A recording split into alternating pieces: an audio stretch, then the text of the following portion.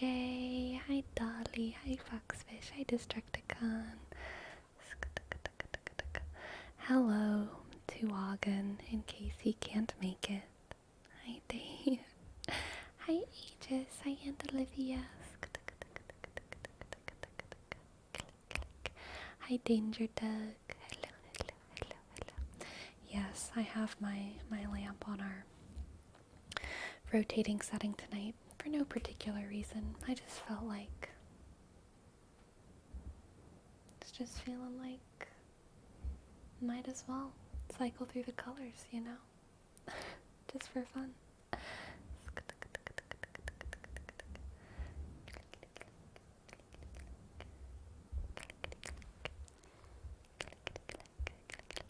Sharky Misty, we have another Sharky.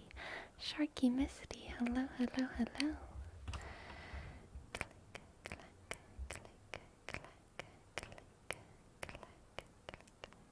I did know that, Yako, but it's not actually Old English. That would be early modern or perhaps Middle English, but yes, thou and thee is the informal version of you and ye. It's true.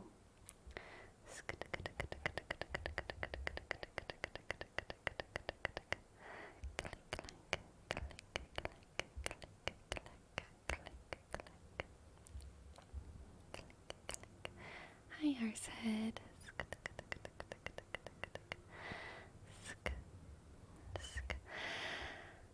How is all of y'all? Your y'all's. Yours. How's all of y'all's day / night been? Have y'all been having a good time out there in the world? Any fun dreams, exciting adventures, new discoveries?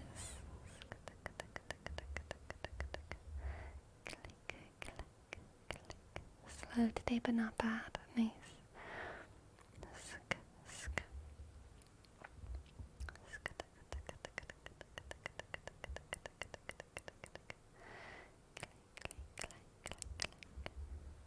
I saw a bunch of hummingbirds. Oh, Fonda. That sounds so nice. Hummingbirds are beautiful. Remote working gang. Nice. I just left a wedding. Wow, that's exciting, Sienna. Love is good. Love. I've been having nothing but weird, obscure dreams that always end in me drowning or in some sort of large body of water. And I have thalassophobia. I don't know what thalassophobia is, but that sounds rough, Jay. I'm so sorry. I used to have a lot of drowning dreams as well. Usually, not exactly... I mean, they were drowning dreams, but they were, like, tsunami-focused. Like, they were very, like, wave-focused. The crest of the wave and getting, like, getting thrown up in the wave and tossed around. That was more the focus of the horror than the drowning. Yeah, because it wasn't like sinking, it was more just like getting thrown around in the water. Those damn one-eyed titans making waves. Exactly.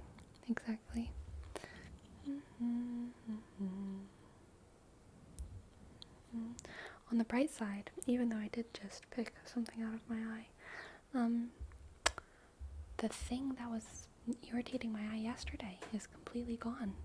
I say that, and like literally in this second, my eye started feeling weird again. But I think we're good. I think we're good. But it did take a long time. It took many hours for it to go away yesterday.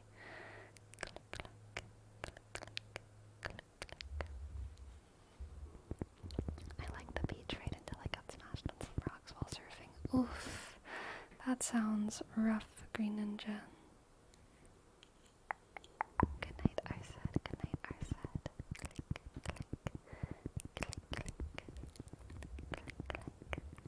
I messed up my sleep last night because I was working. I got really into a new ASMR video that I was making. It should be the one that's up on Monday if things go correctly. It might be the one that's up on Thursday. I haven't decided yet. But I got very into the project of it, and ended up messing up my sleep. But it wasn't just working. Like, I made this ASMR video and I was working on it until like maybe 5 a.m. But I could have stopped. I could have gone to bed then, but then I like couldn't sleep. And I ended up staying up until like 1:30 p.m. when I had been awake for like 27 or 28 hours. Not good. Not the best. And then in the middle of my slumber, I like woke up to like a bad news phone call. It wasn't terrible news, but it was like, and I don't really want to talk about it, but it was like a middle of my sleep wake up bad news phone call. And then I was like sad, and then I was like, oh, I still have like 2 more hours to sleep. I should really try and sleep. So I pulled up YouTube on my phone, and ASMR wasn't cutting it for me. And I started listening to an astrologer talking about the 28 mansions of the moon. And I had my manta sleep mask on, and that helped me get my last 2 hours of sleep. But then, during like maybe the last 30 minutes, someone was having like a dance party with like a lot of bass. I don't even know if it was an apartment or a car nearby or what, but there was like a lot of bass going on, and I could like feel it in the floor, and so that was kind of waking me up. So anyway, I'm a little bit off tonight. I feel a little bit tired. I feel a little bit like drained, but once I did get up, I had some apples. They were very small apples, but I had like 3 of them, and they were very delicious. And I put on my makeup, feeling significantly better now than I did like 45 minutes ago. But I am still probably a little bit like lower energy than usual. But you know, that's okay. It's looking up. Knee Sky, thank you so much for your sub. Thank you, thank you, thank you. Thank you, thank you, thank you. Thank you, thank you, thank you. Click, click, click, click. M-E-E-C-G-A-I.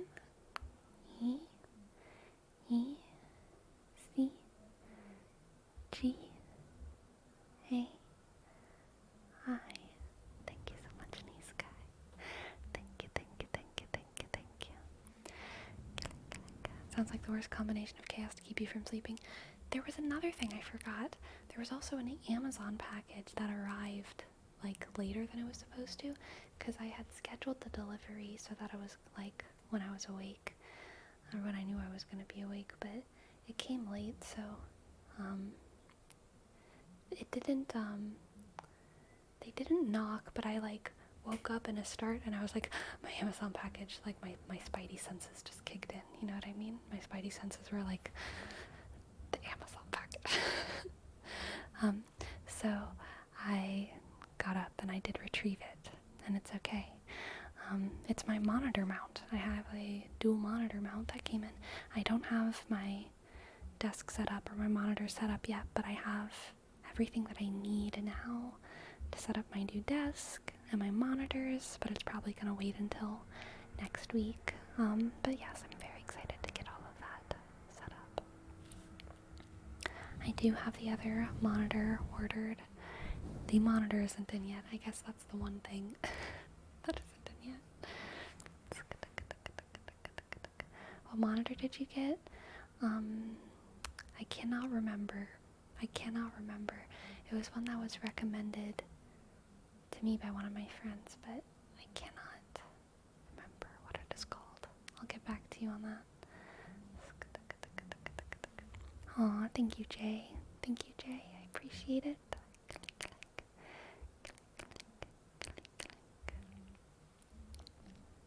144 hertz? I think so. think so.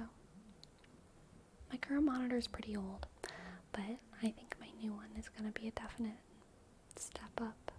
Definite step up.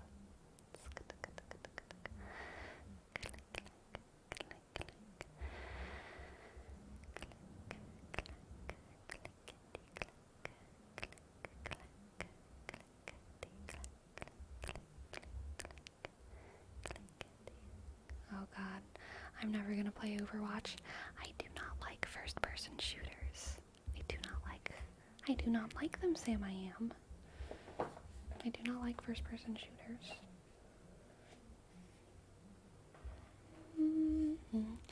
Aw, Sinchope, thanks for stopping by. Everyone's getting married tonight. Wonderful. Yes. Congratulations to the couple.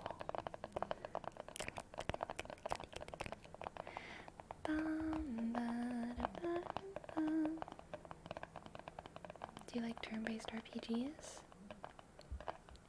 Yeah, I would say so.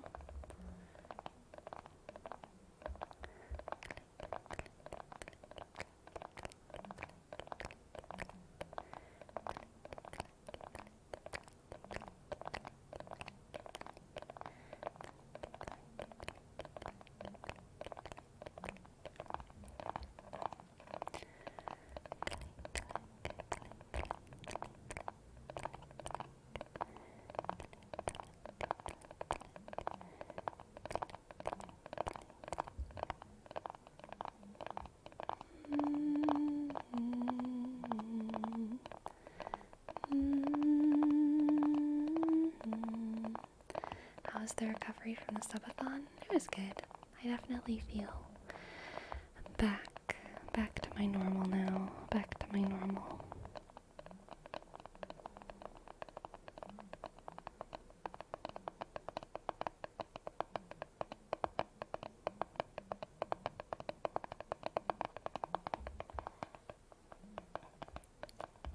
Actually, I remember that being one thing that made me also not ever really want to play Overwatch, is that based on the couple characters that I've seen, I just don't vibe with any of them. I'm not intrigued by any of the Overwatch characters. I don't want to be them. I like to, I like wanting to play whoever I'm playing as, even if it's not an RPG, you know? Not even Bastion? Not even Winston? Are these sarcastic comments? No.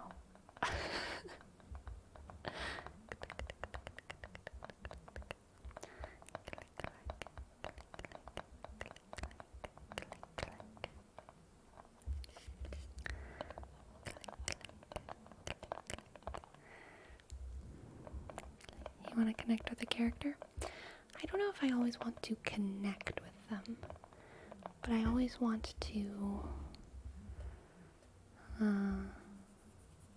feel drawn to them in some way or another. Bubble, for Mistress of the Abyss. Bubble, bubble, bubble, bubble, bubble, bubble, bubble, bubble, bubble, bubble,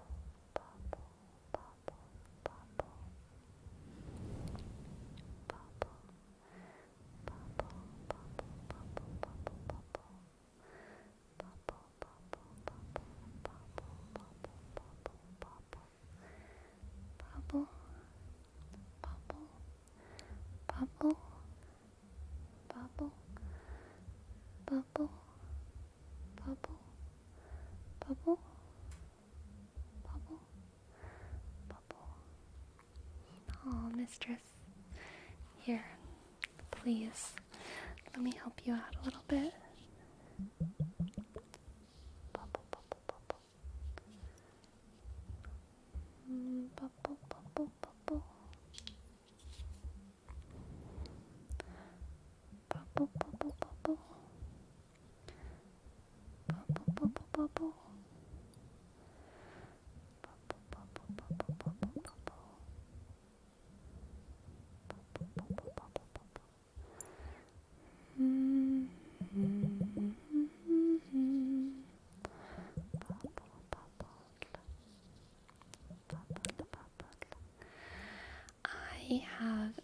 finished all of the recent episode drops of Love is Blind, and y'all, it's a mess. What an absolute mess of a season. No one is okay. It is a mess. It is a mess. What did you think about the Izzy Stacy fight?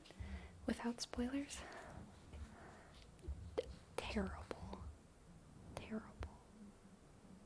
Just terrible.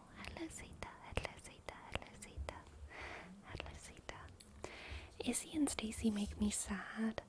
I feel like both of them deserve better, honestly. Like, I just feel like they're not compatible. I feel like Izzy needs someone who has a more similar lifestyle to him, frankly. And I feel like Stacy needs someone who has a more similar lifestyle to her, frankly.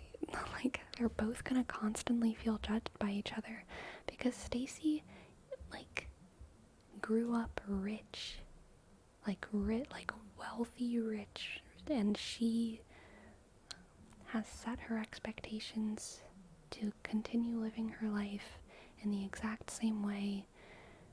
I wish there was a word that wasn't spoiled, like that didn't have such a negative connotation, but like the kind of expectations and standards that she has for living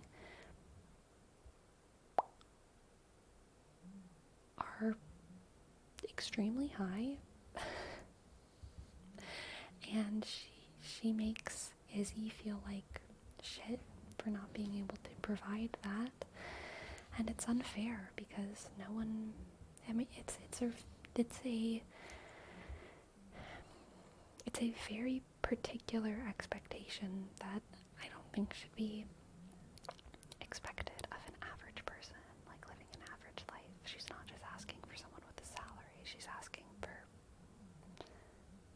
I mean, she's asking for someone to be making like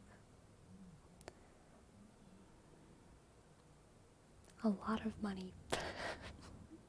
A lot of freaking money. And it's sad. It's sad because I feel like Izzy's just kind of set up for failure in that regard. Because he strikes me as a guy who can make something of himself, you know? But like, unless you have a lot of privileges, you're never gonna be able to be secure in being able to provide the amount that Stacy wants. You know? Like, there's people who know that they can make $500K a year for the rest of their lives. And usually the knowledge, the security of that is like based on a lot of like privileges that they have. Most people are like extremely lucky to be making, if they're making like $100K a year, I think. Like, that's very lucky and fortunate. And even if you do it as a man or a woman, if you're the breadwinner, even if you're making $100K a year for 1 or 2 years, you're never gonna feel like secure in that you can provide that for the rest of your life. I mean, you might. I'm just talking about like average people, average normal people. But like, Stacy wants someone who makes a lot of money all the time for the rest of life and feels very secure in their financial future. And Izzy's just a normal guy who, if he's lucky, I'm sure could maybe make a non-insignificant amount of money, but I don't think he's the type to like ever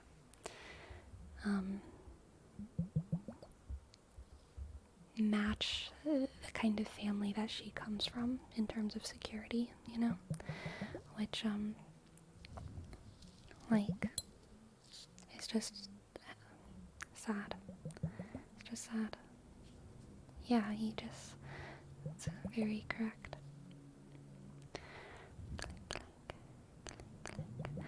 And then I think the main issue for Izzy is that he feels like his love with Stacy is conditional. Yeah, for sure.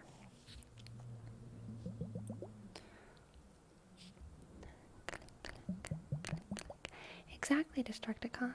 I agree. I agree. Like, even what he was saying about, like, debt, which he doesn't even have debt, but, like, they had a conversation in the most recent episode where he had come forward about the fact that he used to have credit card debt that he paid off, and so first of all, it was a problem that he had hidden that from her, that was in his past. So that's not good. He should have told her 100%. But also, her reaction to it, not good. Not good. Gold digger situation? No. I don't think it's a gold digger. When I think gold digger, I think like average to, average, I don't want to say below average. That's too much of like a value statement, but like someone who makes moderate to less than moderate wealth, who like wants to marry rich in order to like raise their station. And also that's not, and yeah, also I think someone who's more interested in money than an emotional connection, which I don't think is the case. I think Stacy wants and cares about an emotional connection, but her expectations are so high truly just because the bubble she grew up in is like really rich. Like she comes from like a super wealthy family. It's very clear, and I think she cares about Izzy emotionally, but in her head it's like a sign of failure and irresponsibility that Izzy hasn't met certain financial, what do you want to call them, criteria, and it's actually just normal. But because she comes from such a different world, she has a hard time perceiving it that way. And so it's sad because she honestly feels like a good person. Like she feels, well, I don't think I would want to be her friend. She seems a little bit too cold for me, but like she seems like a caring, funny, like fine person. She doesn't seem amoral or anything like that. And she just wants love, which like she's entitled to. She just wants love. But she comes from a very different world, and that's like their biggest incompatibility, in my opinion. Ferome, I agree with that definition of gold digger. I think she has trouble hearing Izzy though, and forces on the wrong parts of the problem that leads her astray during fights. Yes, their like actual, like very literal communication does frustrate me. She is constantly cutting him off, and it makes me very, very sad. Because there's something that it can be a cultural difference and a family difference, but it's also a gender difference. So like different cultures have different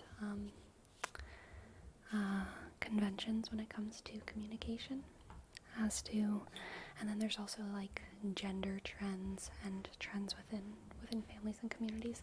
But very broadly speaking, women tend to speak over each other more often than men. Men tend to like talk, and women, broadly speaking, tend to like talk while talking. There's a little bit more like most people, regardless of gender, will like nod along while someone's talking. Some people won't, that's fine. The next level up is like giving an affirmative, like yeah, yeah. That's like another level of like kind of talking over someone. And then something that's probably more common for a lot of girls is like, yeah, absolutely. Oh, I totally agree. Oh my god, I understand that. Oh, I don't know if I would do that. Very interesting. What happened next? And it's all happening like why someone else is talking.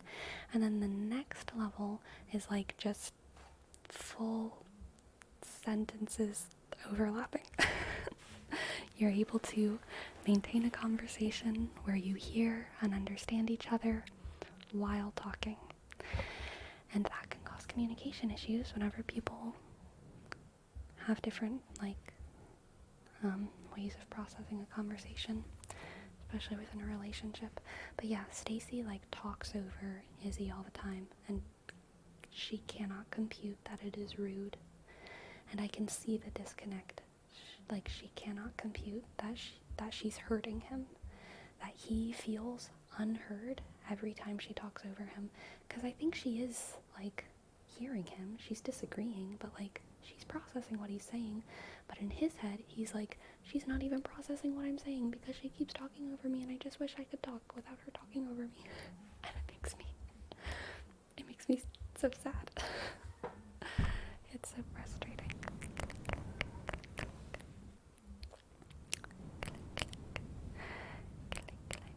I'm on the level. Gotcha. Yeah. Why do you think that is? Men and women are very, very similar. More similar than they are different. But I do believe that there are some differences between men and women, mostly because of the way that we're socialized when we grow up, because of the way that men and women are socialized differently. They develop different communication styles. Women are taught to be more, literally just affirmative of other people in general, more participatory and more performative in everything. Men are socialized to have more, to be less vulnerable, to show less emotion, to be more combative, to even be more mysterious, I would say. Obviously, women are also socialized to be combative in some contexts. Women are socialized to be mysterious in some contexts. So I'm speaking in very big generalizations here, but generally speaking, those subtle socialization differences, I think, can cause communication differences, communication trends, I should say. When he went to the closet, broke my heart. I know, me too, Destructicon. The final level is an unwavering, unblinking stare. Yes, Elephant Nut. That's the INFJ move, honestly. If you look into Myers-Briggs memes, there's a lot of memes about the INFJ stare, which is exactly what you're talking about. I have not seen the show, but my social science degrees are kicking in. Oh, amazing, mistress. Bring it. We love it. We love to see it. I never really had that full conversation type of talking. I'm like that with some of my family members, but I think that's just because I'm so close with them. A lot of siblings are like that, I think, and twins will sometimes be like that. Personally, with really close friends, we could be having 3 combos in one call. Yes. Yes,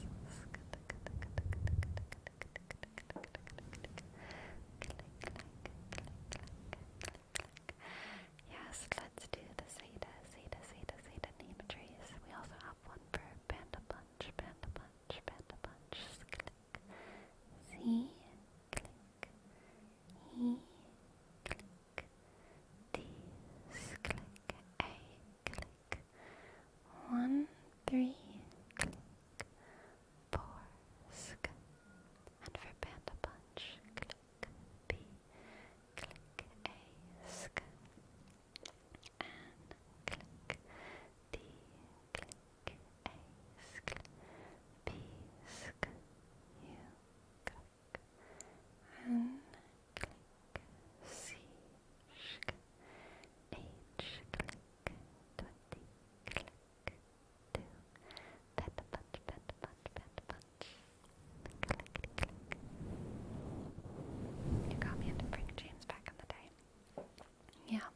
Frank James's older content, so good. His new content's more comedy focused, less my thing, but I think, well, honestly, I haven't even checked in on him probably in like a year, so I have no idea what he's doing now. But as of a little bit ago, I remember being less interested in his stuff, but his older content was very good. The printer in the teacher's lounge is still out of commission. I regret to inform everyone. But I promise that the repairmen are working on it, okay? The repairmen are working on the printer in the teacher's lounge. It is gonna happen. They're just busy. Y'all know how it is. Thank you, Destructicon. Thank you, Destructicon. Not that it has anything to do with me, okay? It doesn't have anything to do with me. It has to do with the repairmen and the printer in the teacher's lounge.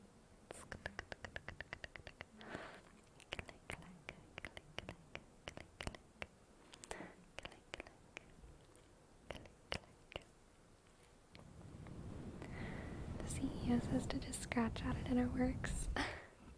Look, sometimes the CEO knows what's best, but I think we all know there are some CEOs who, whenever you bring them a problem, they give the most stupid solutions. And I think this is maybe one of those cases. Hello, Anthony Bell. Hello, Anthony Bell. I have a question. Fun question for the chat. What is the most, stupid suggestion your boss has ever given to, any boss, not for your current job, it doesn't have to be, the most stupid suggestion that your boss has ever given to, fix a problem? Because I feel like there's a lot of good stories out there, for stupid solutions that bosses have for problems, especially in, for me, at least food service. Sometimes, you're like, hey, this entire machine is broken. And the boss is like, just clean it. And it's like, what? It's an electrical problem. Lots of situations like that. So many. It's not really a suggestion, but having pizza parties instead of giving raises. Oh my god, yes. I have a situation like that at one of the places where I worked. Once I had to work a those legally ambiguous situations. It was one of those days when I had to work a 16-hour shift with one break, 10 minutes that I had to ask for, and I was on my feet, physical job, and very physical job, and it was a situation that made sense. There were people who called out, and it was a busy day, and it was very important that I work, but it was one of those situations, and instead of getting a bonus or anything, my boss just oh, and I guess I should say it was after a week of working 10-hour shifts. So a normal shift should have been 8 hours, but we were having staff shortages, and so everything got messed up. So it was a week of working 10-hour shifts and then a 16-hour shift, and it was rough. And it was also a holiday. It was so much was going on, and the boss was like, I bought you a pizza on that last day. And I was like, thanks. How delicious.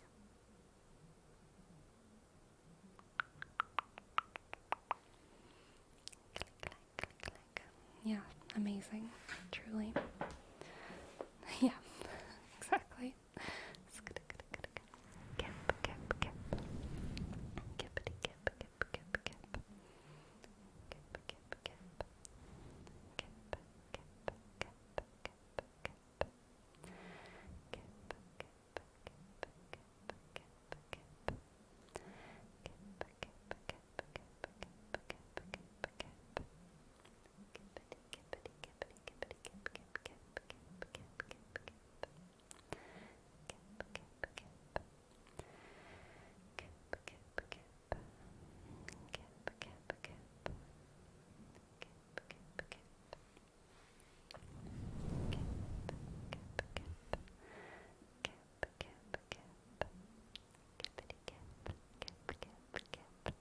What a good word, Anthony Bell. Never gonna get tired of that one.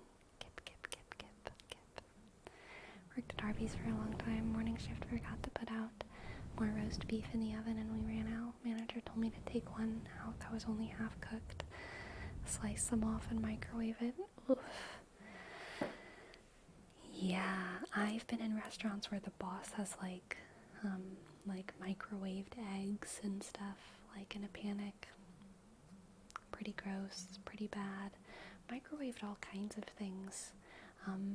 Microwaved like tacos, like breakfast tacos. That should not have been microwaved. Yeah, just like stuff that just ruined the food for sure. My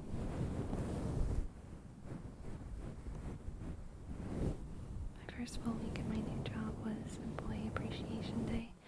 We had the best pizza ever. They had someone come to work with wood-fired pizza and made us like 20 pizzas. Dang, fancy. I had to attend a business party in which people from the company I was working were trying to strike a deal with the other executives, and this ex-executive wanted to leave already, but my boss suggested for me to keep the daughter of the executive distracted, happy, and talking to me. Already so weird for so she wouldn't want to leave and her dad would have to stay, for my company would have more time to convince him into the deal.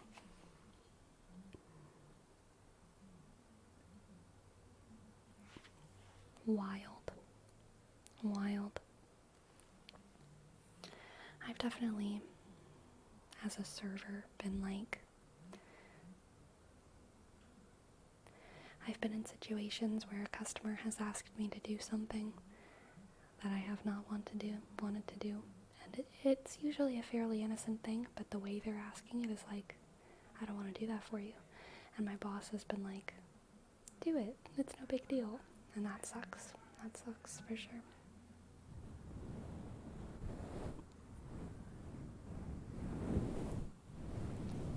Click, click. I worked at a grocery store as self-checkout manager, so I would work with all the self-checkout machines and make sure nobody steals. The same two older women would come in. One would be on the machine, and another would try to talk to me by pulling up to the flyer. Where can I find this? Trying to draw my attention away from the machines. When I call her out to her friend, the woman in front of me would yell and be like, I'm talking to you. Oh my god, Jay. Ask my floor manager for assistance. She would literally be like, well, I can't help you. We're understaffed. Why are you a manager if you can't figure it out? Terrible. I agree with that, butt ghost. I agree with that. There should not be a microwave. Never have I been in a restaurant kitchen and been happy to be using the microwave. It's always a messed up situation when the microwave gets involved. Thawing frozen salsa in a microwave to put on like a burrito bowl. Thawing frozen shitty salsa in a microwave to put on a shitty burrito bowl. Never a good feeling.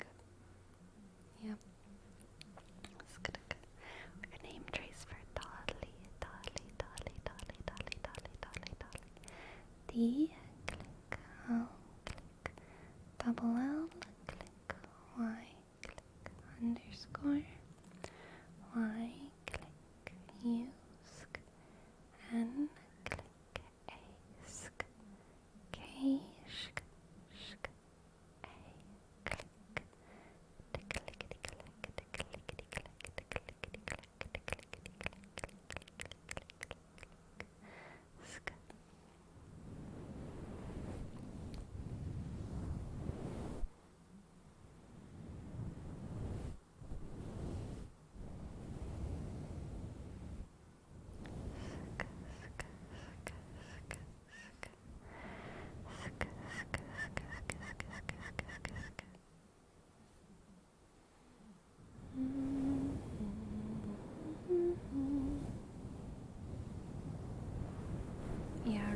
is usually much, much more chill.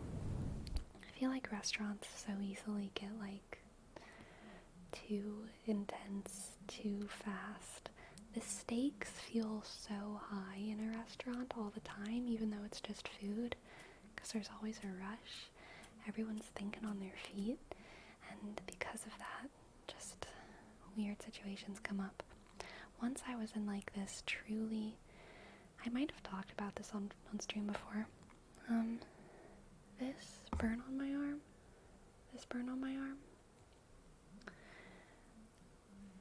the place that I stopped working at most recently before I came back to content creation. One of the biggest red flags of that kitchen was that everyone, and I mean everyone on staff, not even just the kitchen workers, the front of house people, everyone on staff had matching burns on this forearm, their dominant forearm. Every single person. Red flag.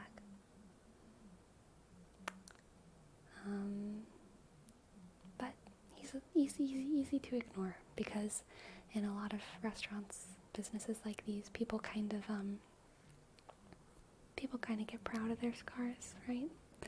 So it wasn't something I caught on to super fast. But I've talked before about how it's a waffle iron scar.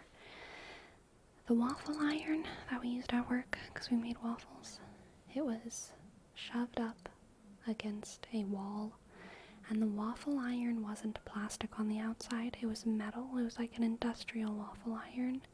So the whole thing was metal, and the whole thing was hot. The handle that you used to open the iron and flip the iron was like silicone or plastic or something, so you could touch that, but the whole outside of the waffle iron was hot. Very hot, and it stayed on for as long as we were open. And right above the waffle iron was the whiteboard that we wrote like the prep list for the day on, as well as any like things that we were low on stock for. So we would have basically the to-do list. If you're unfamiliar with restaurant work, the to-do list was right above the waffle iron, and so if you wrote, you had to write with your arm up, because if you let your elbow relaxed, you would get burned by the waffle iron. That was the situation, and that is why everyone has a burn on their arm. And one day, it does seem like an OSHA hazard, doesn't it? Doesn't it just feel like an OSHA hazard? Doesn't it feel like something that could be so easily fixable that no one has the authority to fix? Except the owner. We were in a managerless situation. And I know, me too, Destructicon, me too. And this was the dystopian conversation that I had. So first of all, I felt like a shitty person because I would complain about the waffle iron a lot because it pissed me off that everyone had matching burns. It made me sad. And I was a very happy worker usually. But the one thing that I would complain about all the time was the waffle iron. I would be like, this is a stupid design. Could be anywhere else in the kitchen, and I wish that this could move. And everyone kind of would laugh along with me and agree. They'd be like, yeah, it is stupid. Look at all our burns. Ha ha ha ha ha. Once I shared a shift with the boss. We were short-staffed, as always. So I shared a shift with the boss, and we were working in the kitchen together with another person. And there was also 2 front of house people. And during a slow moment, I wanted to make a point. And so I gathered everyone together and I said, look at all of our matching burns. It's from the waffle iron. And this is partially my fault because I am a smiling person and I can't stop smiling. But I said, look, we all have matching burns, and it's from the waffle iron, and it's from the board. Don't you think we should move this? And my boss laughed, and she was like, I know, we really should. And I said, yeah, we should move it. And she said, yeah, I know, it's ridiculous. And I said, we should move it. And she was like, yeah, I know. It's so funny. I have the burns too. And I was like, can we move it? And she was like, it would be nice if we did, wouldn't it? And that was what I gave up. I was like, I don't even know what to do about this. I tried my best. Because, like, especially in the middle of a work day, I didn't want to, like, not only do I find it extremely difficult, just because of my nature, in any conversation, in any interaction, to, like, force myself to frown and be stern with someone, so hard. But doing that to a boss in the middle of a work day, like, extra hard, I couldn't not smile. Because it's like how I protect myself in stressful social situations. And it was not a productive interaction. But I also, like, I shouldn't have to, you know?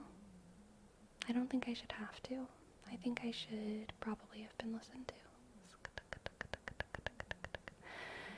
When you dump all your stats into charisma. Yes. Sometimes that is how it feels. Click, clack, click, clack, click, clack, click, clack, click, clack. Hello, JD, hello, JD, hello, JD. I bring forth statues later. Oh my god, I'm so excited. I'm so excited, JD.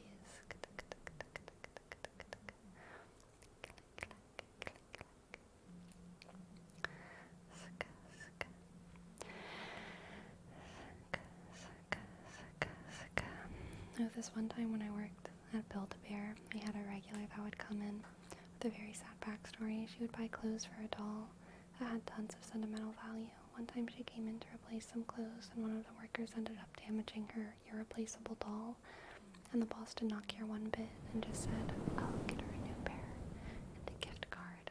Oh, that is so sad. Very sad Destructicon. Oh my god. So sad. Honestly, Breezy, yeah, that's how it felt. So many people. There was like this one poor front of house girl whose like whole arm was just constantly bandaged from the waffle iron. And she didn't care. She was like 20. You know those like 20-year-old like baristas? They like don't value their bodies yet. They don't value their time and their bodies and their health yet. They're not at that age. That was her. And she was just like full of wounds.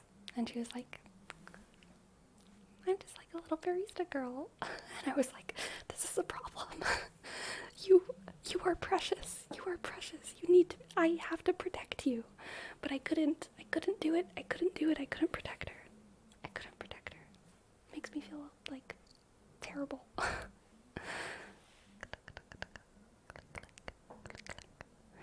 have the opposite problem where I'm sometimes too direct. Yeah, that's fair. That's fair, Knacker. People go both ways. I think that's the type of situation where you have to take the initiative, though. Probably move the board, or if somebody asks you, give them a reasoning. So, the board was actually the more difficult thing to move in this situation, because the way things were set up. I did move the waffle iron, and I also, I started just like pushing the waffle iron kind of backwards, because there was usually space back there, and I started putting a towel on it, because the towel wouldn't like catch on fire. Because it was hot, but it wasn't like that hot. It was like wrapping a towel around a hot pan kind of thing. So I would start putting a towel on it, but I would get like passive aggressively, like anytime the boss would come in, she would like move it back and she would take the towel off.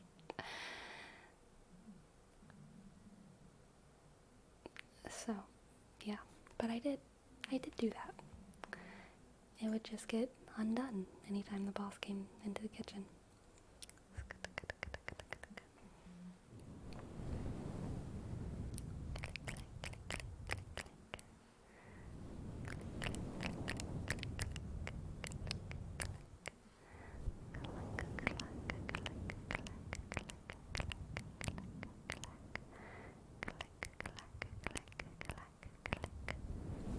I worked at a cereal factory, made me hate cereal. Oh no.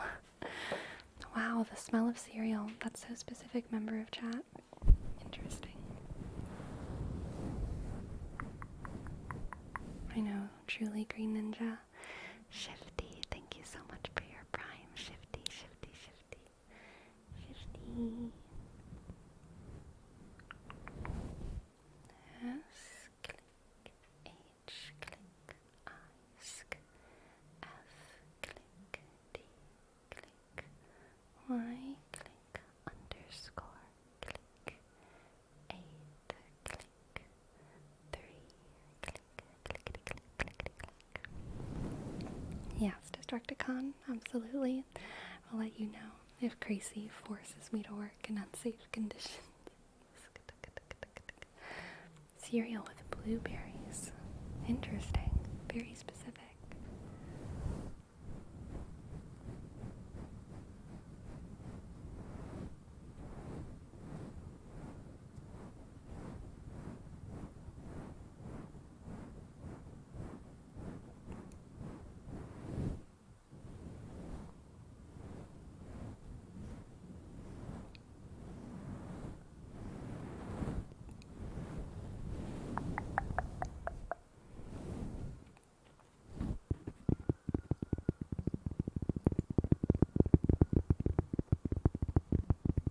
Blueberries and oatmeal are good. Blueberry pancakes, delicious. Blueberry muffins, also delicious. Also delicious. I like muffins so much more than cupcakes. Oh my god. Cupcakes? Like, honestly? Like, not that good. Muffins? Delicious. Banana muffins. Oh, so good. So good. What's the difference? One is crumbly, the other one's amazing. So cupcakes are more cakey. I would say muffins are usually more dense and more bready. And usually the flavor profile is different. So like cupcakes are usually flavored like different cakes. So there's like red velvet cupcakes and chocolate cupcakes and vanilla cupcakes. Whereas muffins, there's like blueberry muffins and banana nut muffins and oatmeal raisin muffins and pecan muffins, and so it's like a different flavor profile. That's much more a better flavor profile, in my opinion.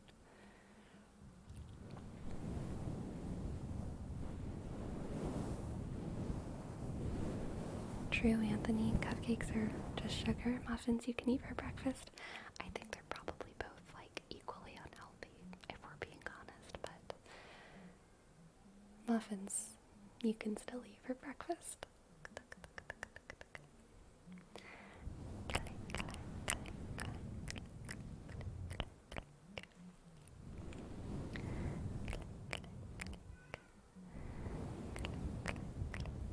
Welcome to the chat, XX Ghostly Boy. Welcome, welcome, welcome. Another issue I tend to have at work is that my bosses tend to be too comfortable with me. I got you. I got that one. Yep. One of my first jobs was at an office and I had to talk with the customers and receive the paperwork. But I had this regional director that was super friendly with me, and whenever she went for a smoke break, she came to my desk and was like, I need you right now. And I was like, but the customer here at my desk, and she was like, tell him to wait for the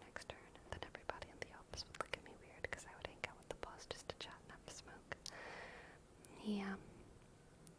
Yeah, I guess maybe for me it wasn't that exact situation, but I've definitely just, like, had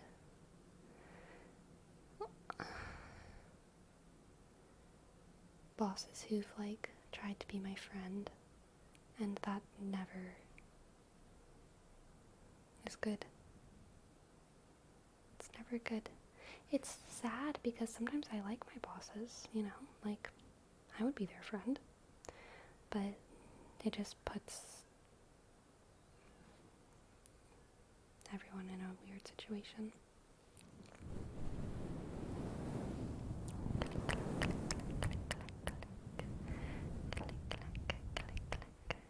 I am the Muffin Man. Excellent, Diego. Excellent.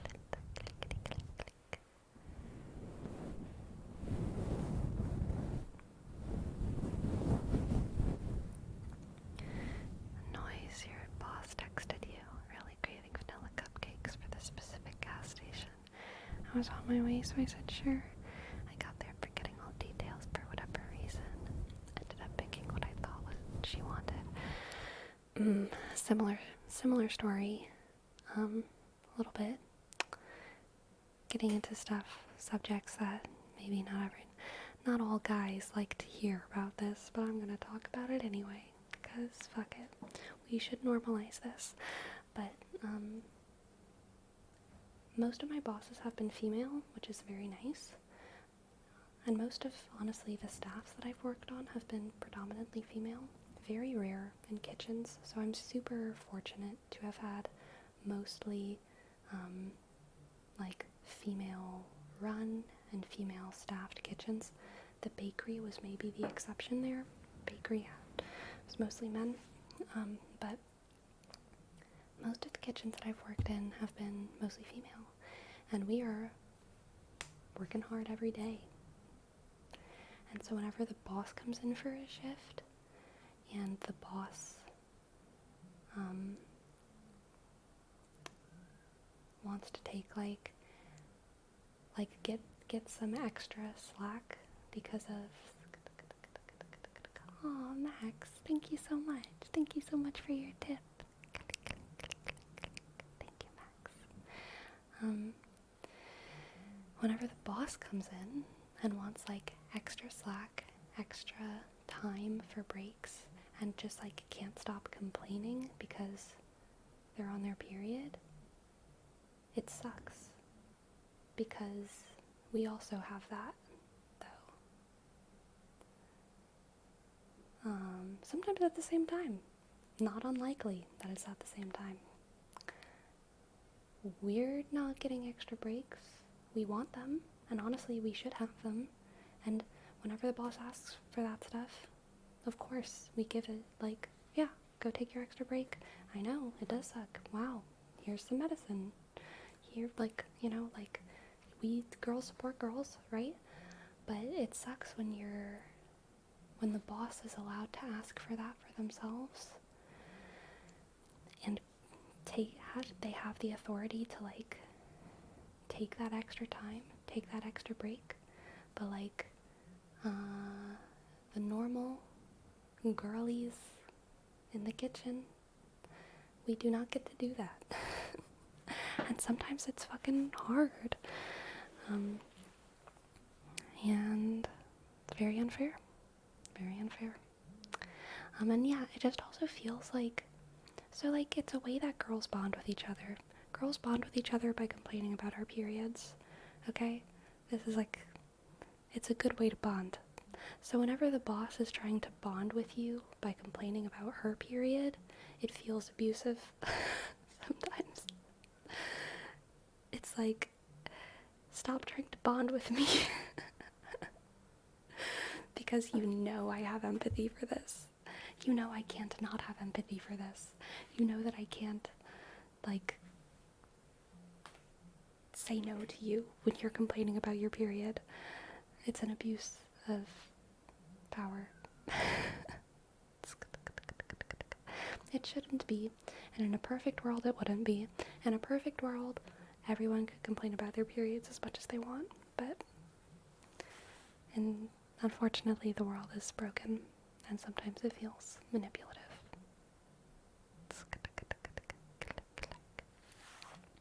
Some bosses know how to be managers, some know how to be leaders. Rarely do you get a good one of those. Even rarer to get both. So true noise, and a good way to say it as well. My boss only ever came in on days when he knew it'd be quiet and would still complain. Yeah, for sure. I get that. The union I'm part of had a big contract meeting a couple years ago where the new contract was voted down, so we were told we were on strike. To come to find out, our union didn't have permission from the union president to strike, so they had to call everyone and tell them there was no strike after some people were already outside with picket signs. It was such an embarrassing moment for the union. Oh, Lionheart, that is embarrassing. So, the miscommunication, so sad. So sad.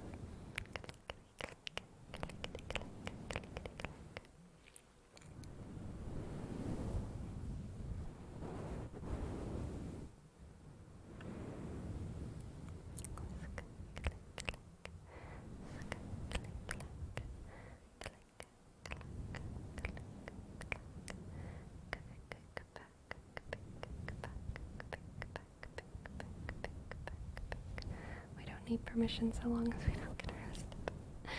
True.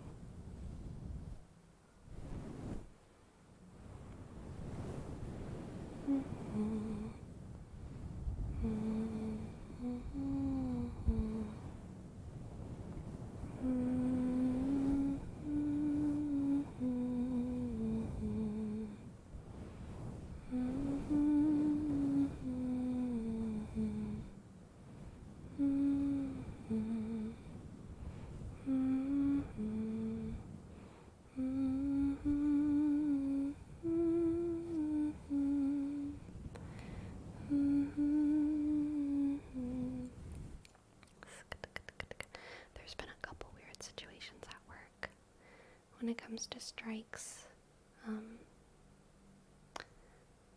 I've never worked at a place where our workplace has striked, but I've been in moments where there's like everyone is striking in the state for some reason, or everyone is striking in the nation for some reason, whatever. And where my coworkers have been like,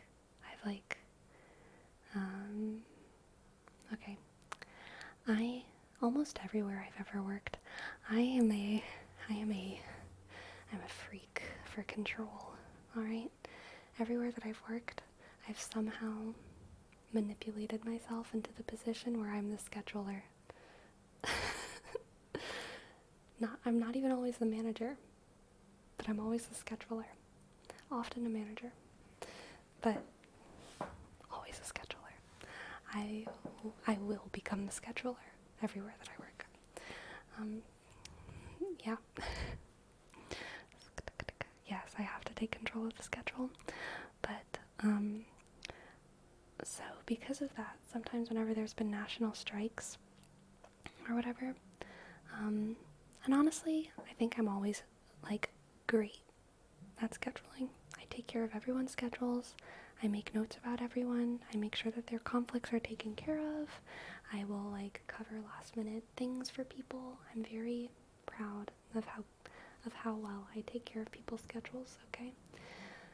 But there's been like confusing situations where sometimes people are like, hey, I want to work like 3 extra shifts this week because next week I'm planning on attending the strike in the city, and I'll do it. I won't argue with them. But sometimes in my head I'm like, I feel like you don't understand what a strike is. Yes. Work more to strike, exactly. Like, if people want to make up for their strike and like schedule their strike to make sure that our business doesn't suffer from their strike, then like, fine. But like, they're making their strike ineffective. It is considerate for them to do that. But yeah, it's like whenever you make your strike good like that for the business, basically you're just attending a march. You're attending a protest. But at that point, you're just like not striking anymore. You're just taking a day off work to go protest. You know what I mean? Like there's a difference between striking and protesting, and this is the difference. This is the difference. When you strike, you're supposed to fuck over your workplace. And I have had, like, I've been in workplaces where I've been the scheduler and someone's gone on strike and fucked over their workplace. And I'm like, based, you know? I don't get salty about it. I say, hey boss, so-and-so didn't show up. I can come in and work if I want a shift, or I don't think we should be open today, you know? Like, whatever it is. Either one of those solutions. But like, whenever people strike properly, I am very happy and very proud of them. Yes, close the store is the best solution to respect someone's strike. But yeah, I think it's funny when people say that they want to like go on strike in a way that like doesn't affect their business. It's like you're just not doing it.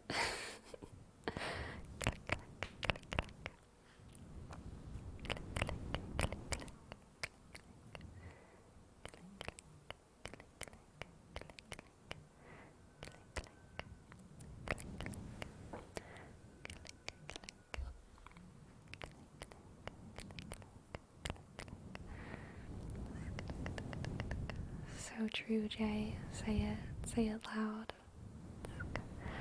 People want to go on strike because something is seriously wrong with the business. Yeah, I don't blame them though for wanting to strike without the consequences of it. It can be hard to support the cause, but also buy my dog's dog food.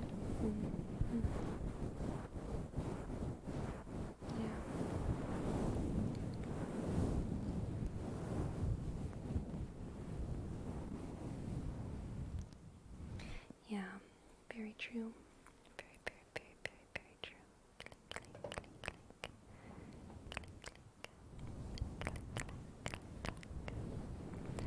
Hello, Bulma. Hello, welcome to the chat. Welcome.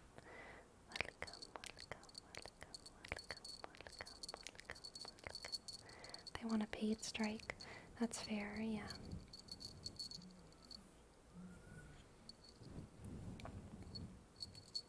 Yeah, Knacker. I agree. It really depends on like what the strike is for. Like, if the strike is for higher pay or something, then maybe you can afford to strike for a week if you get everyone on board because you're gonna get higher pay after. But if the strike is for like better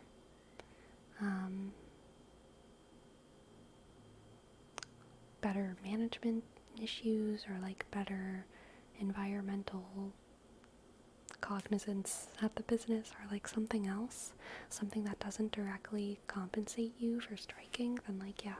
And even then, it's totally valid to like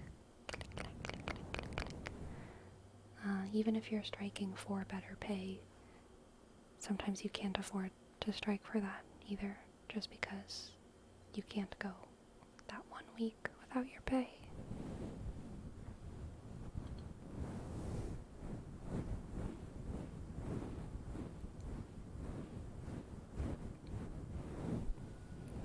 If only we could take out loans to strike. That would be a world. I want to take out a loan to strike.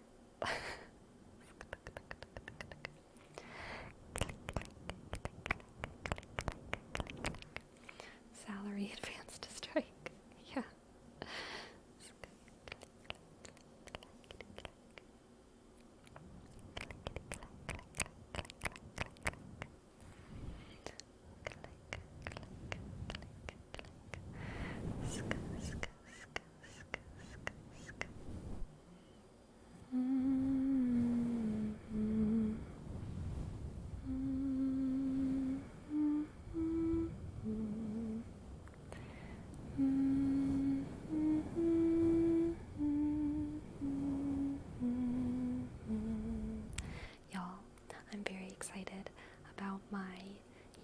video that should be coming out on Monday. I honestly don't know if it's gonna do well.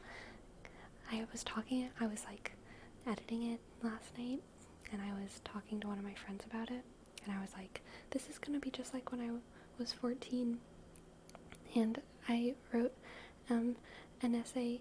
I wrote like, I was supposed to write a research essay on dragons, and instead I wrote like a fantasy story in the framework of a research paper on dragons by a dragon explorer man in like the 1700s who was finding dragons. It's gonna be just like that. I put a lot of effort into a video because I'm really excited about it, and I think it's gonna be great, and then I get a C on it because everyone's like, I'm not here for this. We asked for something normal. That's kind of what I'm afraid of, which is valid. I understand. But, basically, it is almost identical to the humming video I made, honestly. It's almost identical to the humming video that I made a couple weeks ago, but it is a Banshee Halloween roleplay, and it's like Banshee singing you to sleep and like cleaning you to sleep, which is like low-key a little bit macabre, but like I don't say anything explicit about death because I feel like that would be bad for the algorithm, and also maybe just like not relaxing if I kept talking about that. But I mean, like, let's be real. We all know what banshees are there for, right? We all know what banshees are there for.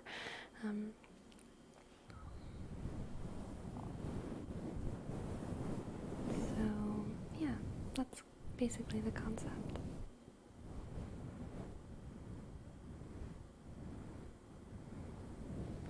But, I need to ask y'all a favor, okay? If my viewers here, I know there's not too much crossover between Twitch and YouTube, but if you are one of my crossover people, I feel very proud. I feel very proud of the ending. I feel very proud of the ending. So if you, because I didn't plan it. I didn't plan it. I did not plan this ending. But I feel very proud of what I managed to accomplish right at the end. And you'll know it when you see it. So if you are one of these crossover people, just stick it out to the end. Or if it's not your thing, just skip to the end. I respect it.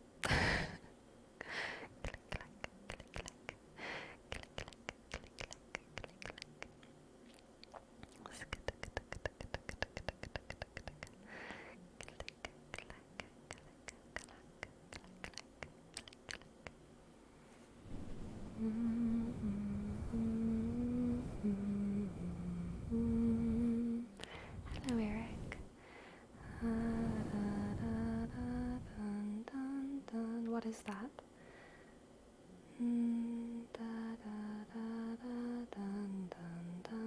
It's a cartoon, right?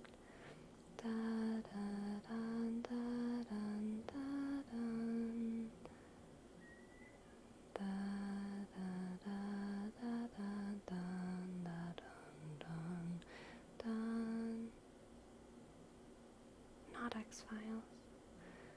I need to start it higher. Beauty and the Beast, chapstick nude. Yes, it is the introduction, the prologue to Beauty and the Beast, before the narrator says, a long time ago there was a prince and he was very hot, and then he turned really ugly because he was mean to a homeless lady. But they say it more better than that.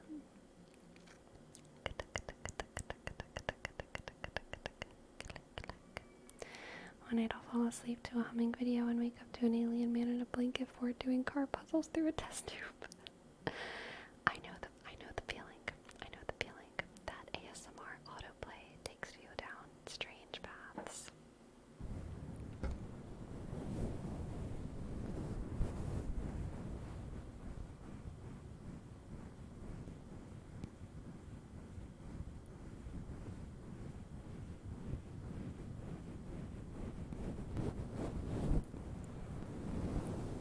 have you been recently?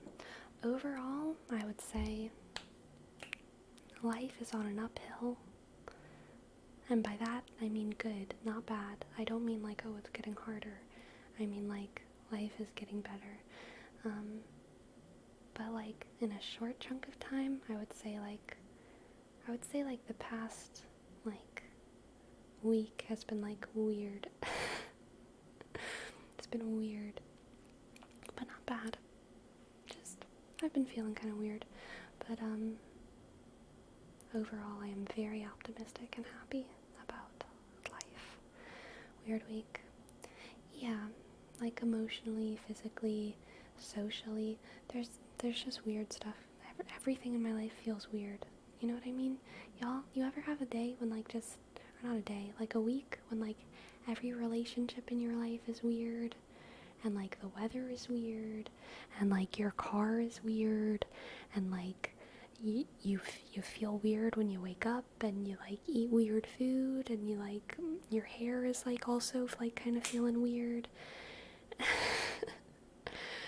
And you're getting like weird messages from people that you like don't usually talk to, and like you're sending weird messages to people you don't usually talk to. Yeah, you know, it's a weird week, but that's okay. The world's just off. Yes. So I got a tarot reading, but it wasn't very personal. I watch YouTube tarot readers, which some people hate that there's YouTube tarot readers out there. But I think if you watch tarot readers on YouTube, you basically just have to set limits for yourself, because it's way too easy to just like watch all the tarot readings and like just like pick and choose whatever you want, and then it's like not a real thing.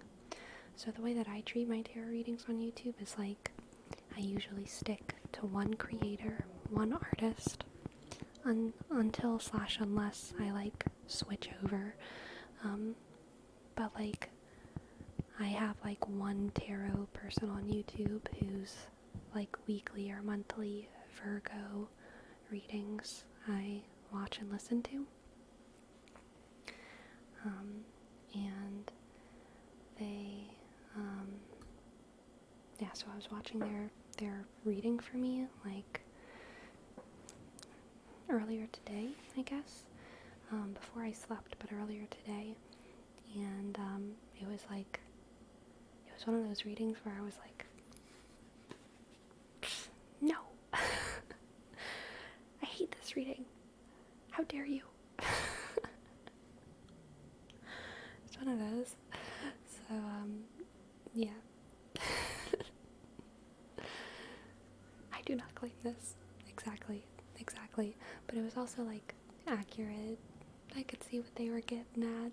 But I was like, no, I reject this. It's stupid.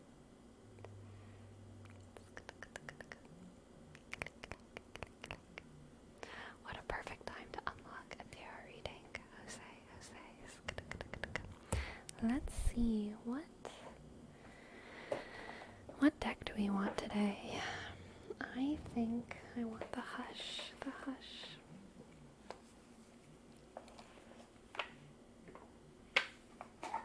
I got a TikTok tarot reading. The first sentence was something Luke or Luca, and I was like, I know a Luke and a potential Luca. Wow, interesting.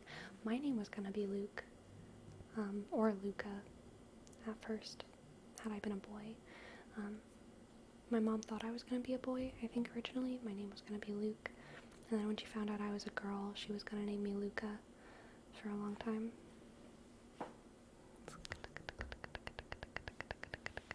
Yeah, nice, Destructicon. Nice, yeah. A potential Luca.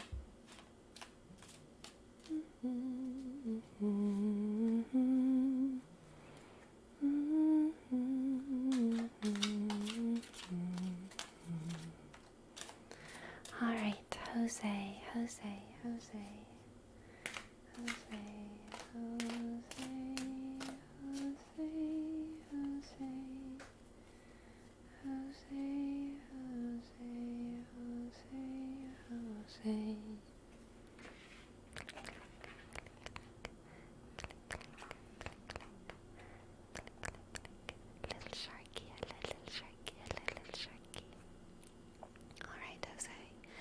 For you, we have the Page of Swords, the Page of Swords, the Page of Swords, the Chariot, the Chariot, the Chariot, the Chariot, the Chariot, the Chariot, and the Nine of Pentacles. This is a good reading, Jose. Good reading, good reading, good reading. Very good reading, Jose. Click, click, click. So we have the Page of Swords, Chariot, and the Nine of Pentacles. This is so straightforward, Jose. This is like you taking on a new intellectual adventure. Your curiosity is piqued. Your curiosity is piqued about something, Jose, and you're taking on a new adventure, and you are finna forge ahead. You are fitting to forge ahead into the world and become, like, honestly, very knowledgeable in something. I feel like you are about to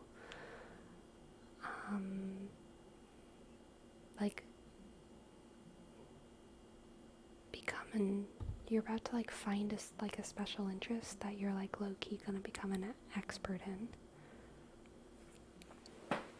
It is a sentence, Breezy.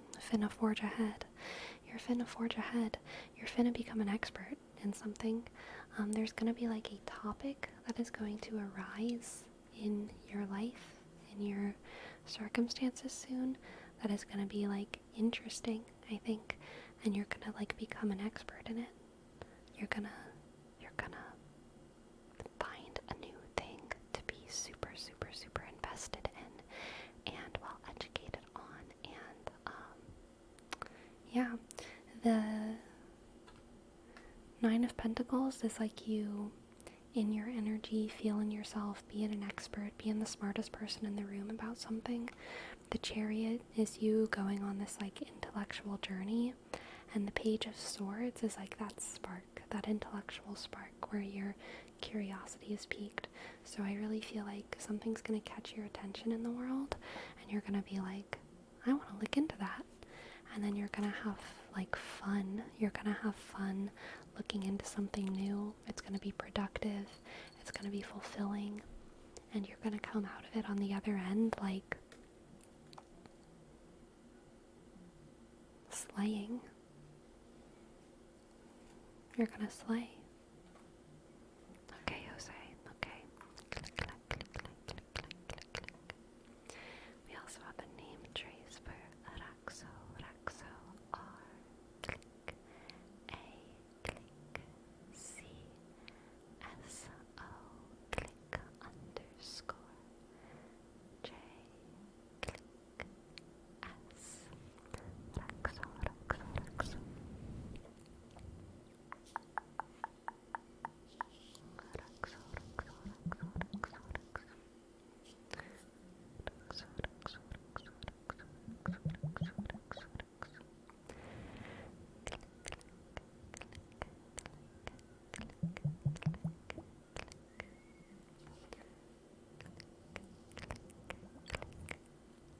Alright, we have another tarot reading for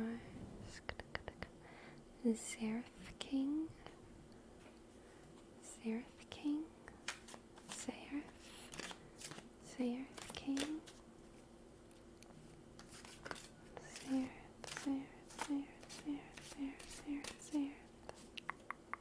Seraph, Seraph, Seraph, Seraph, Seraph, Seraph, Seraph, Seraph, Seraph, Seraph.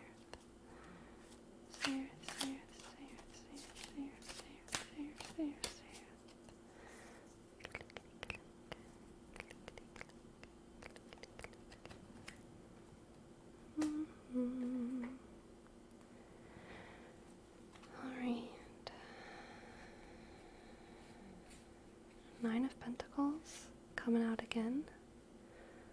Nine of Pentacles. Nine of Pentacles coming out again. Also the Knight of Pentacles. The Nine of Pentacles and the Knight of Pentacles. The Nine of Pentacles and the Knight of Pentacles. And the Page of Wands. The Page of Wands. The Page of Wands. The Page of Wands. The Page of Wands.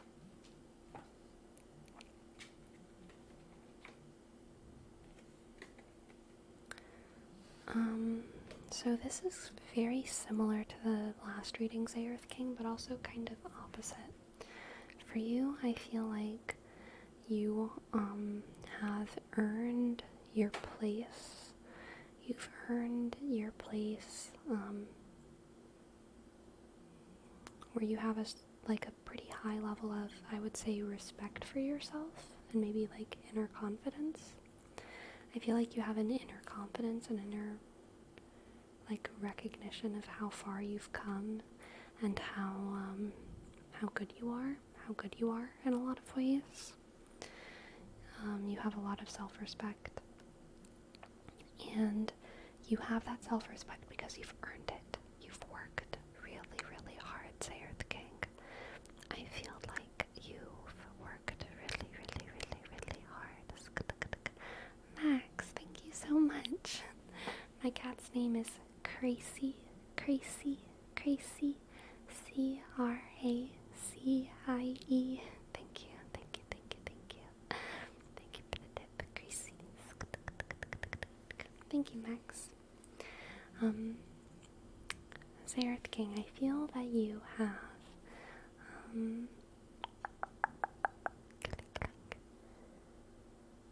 worked very hard to earn your place with yourself.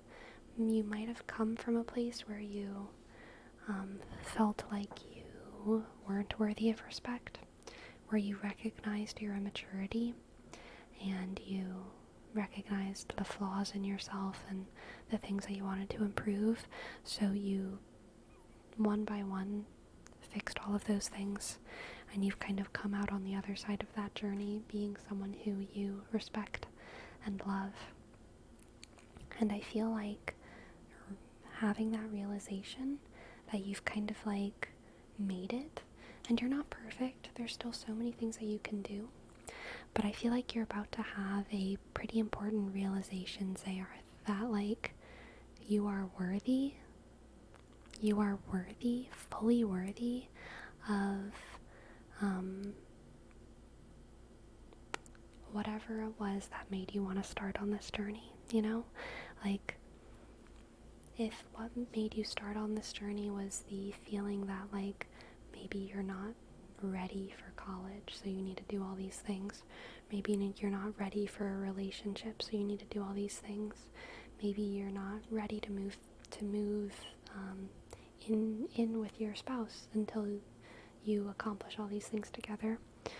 Maybe you are not ready to dress in this way that you really want to dress until you meet these personal goals for yourself, or act in these ways that you want to act until you meet these personal goals for yourself. Participate in these events. I'm giving too many examples, but whatever it is that made you want to start this journey, I feel like you're going to realize very soon that you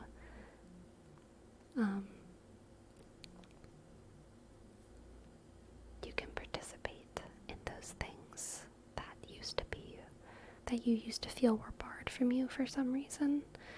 Then that's that Page of Wands energy. It's like you get to re-enter the world. You get to re-enter the world in a version of yourself that you are excited to be, okay? You get to re-enter the world in a version of yourself that you're excited to be because you've worked very hard to get here. Alright, say Earth?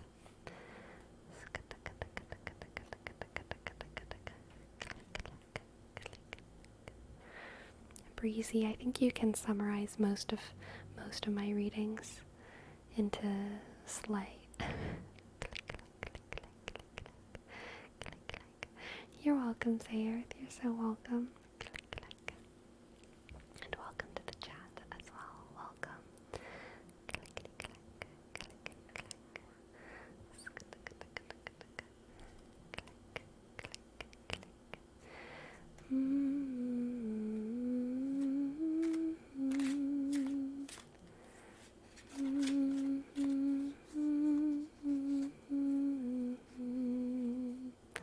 Alright, Ferome. Ferome, Ferome, Ferome, Ferome. Ferome, Ferome, Ferome, Ferome. Ferome, Ferome, Ferome, Ferome, Ferome, Ferome.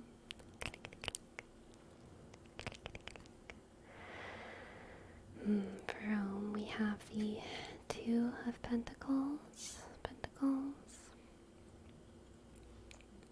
the Two of Pentacles, the Fool,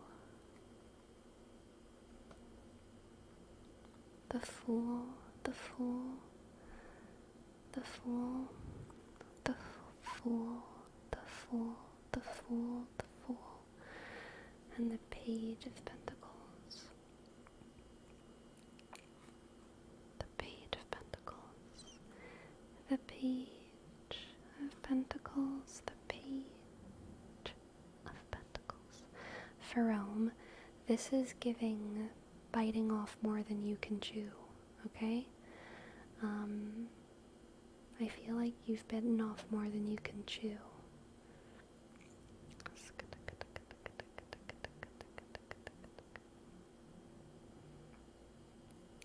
I feel like you've bitten off more than you can chew, Ferome, but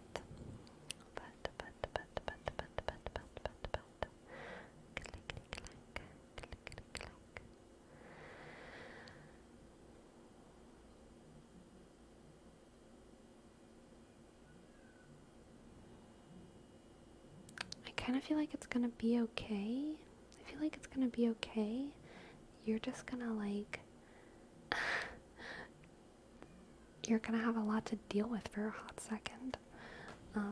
So I feel like there's going to be a new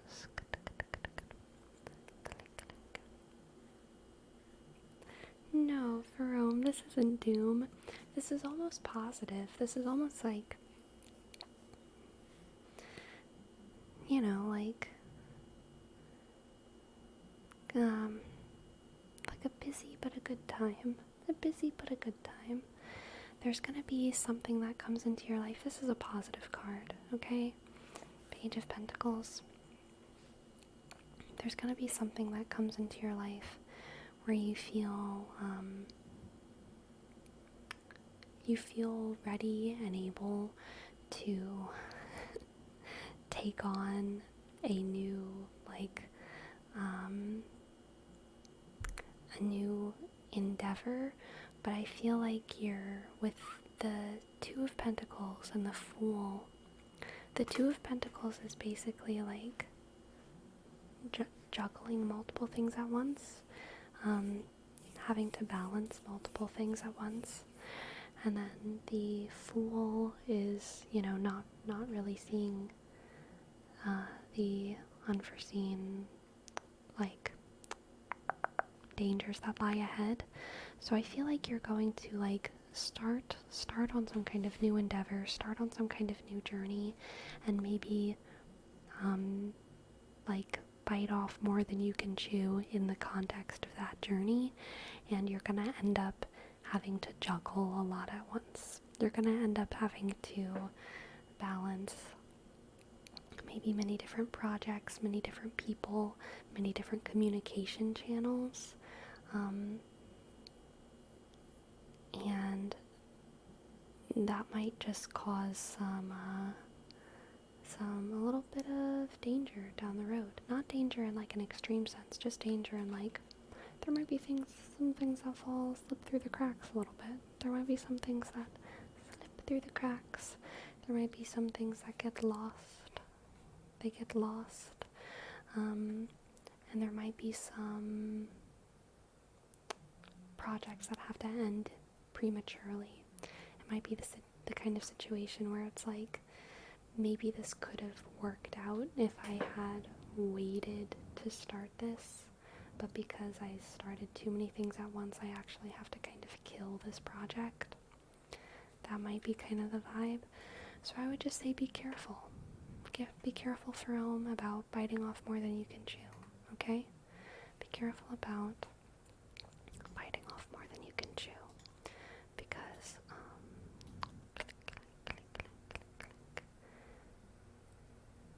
there's time. There's time, okay? You have time. You have time. You have time. He smooth. Thank you so much for your prime.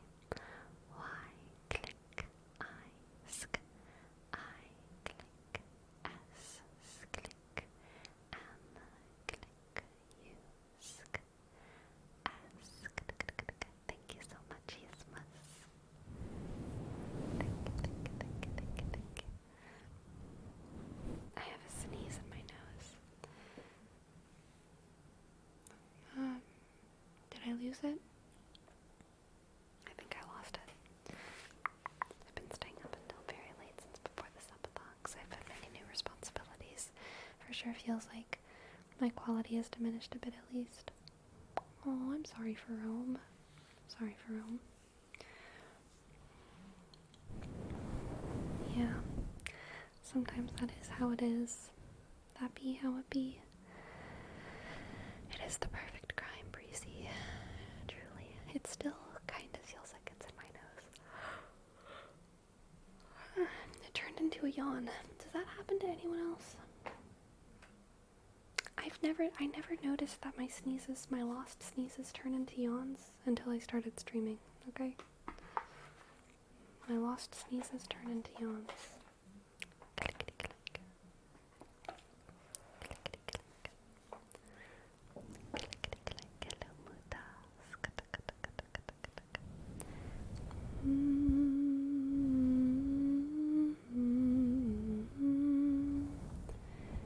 Dun dun dun dun dun dun dun. Dun dun dun. Da dun dun da dun dun dun. That's a different song. Bum ba dum bum bum bum ba dum bum. Da da da da da da. It's Harry Potter. That's Harry Potter. Ya da da da da da da. I went higher because it was too low.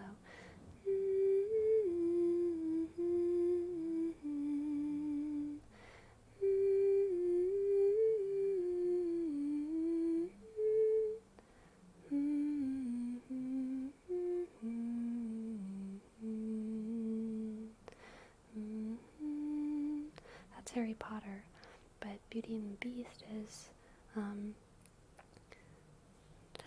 tran tran tran tran tran tran tran tran tran tran tran tran tran. Yeah, that's Beauty and the Beast, and then Harry Potter is it's the same thing. Right?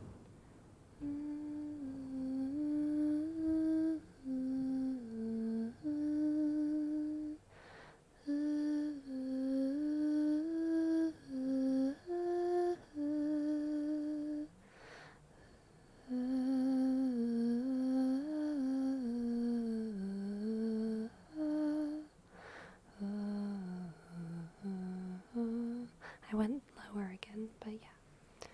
It's Harry Potter. I can't remember when it plays, but it's definitely Harry Potter. But it's not the main Harry Potter theme. Great Ninja, thank you so much for gifting a sub. Sorry, I was distracted by the songs in my head. Thank you, Great Ninja. Click, click, click, click, click.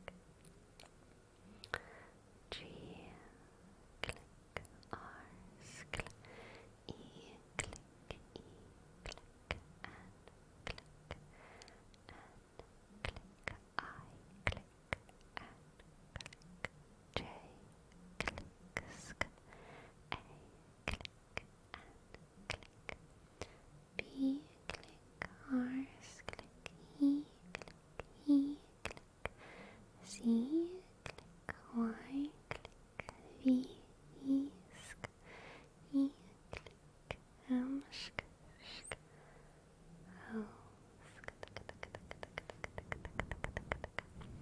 Thank you so much, Green Ninja. Thank you, thank you, thank you, thank you.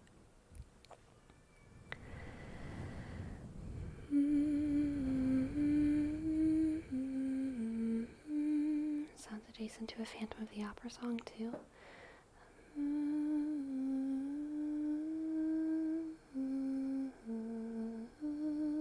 Which one? Which one? Angel of Music?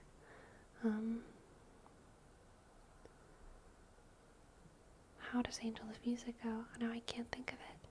I know the big part is Angel of Music, guide and guardian, but I can't think of how the verse goes. Click, clack, click, clack, click, clack. I remember there was mist. No, that's a different one. How does the beginning of Angel of Music go? How does the beginning of Angel of Music go? Click, clack, click, clack, click, clack, click, clack. I remember I am your angel of music. Oh yes, Destructicon, you got it. Where in the world have you been hiding? Really, you were perfect. That is reminiscent. Elephant Nut, you're so right. This is a collaboration, y'all. We're figuring out all these songs are the same thing. Where in the world have you been hiding? And Beauty and the Beast. Dun dun dun dun dun dun dun. Dun dun dun dun dun dun dun. And then the Harry Potter one.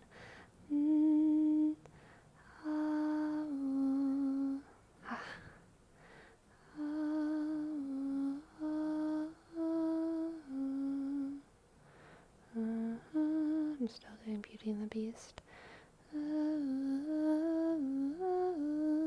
But then this is Harry Potter.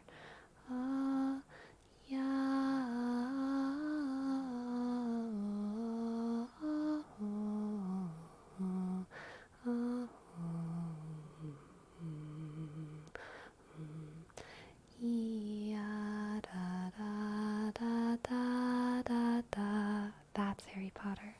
That's Harry Potter. But I want to start an octave higher. Da da da. My brain can't move an octave right now.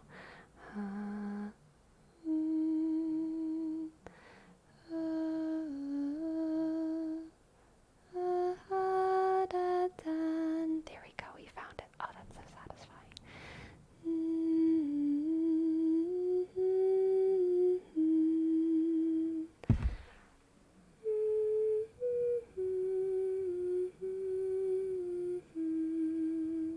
That's Harry Potter.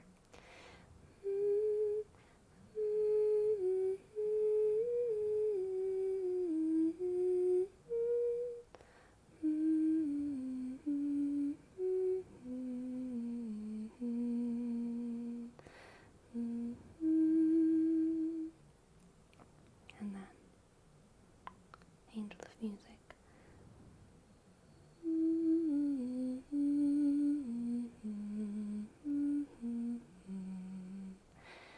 Yes, oh, those are, they could make such a mashup.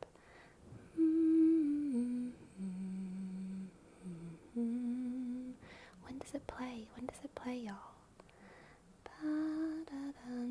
The Harry Potter one. I can see a little sharky found it. When they leave Hogwarts.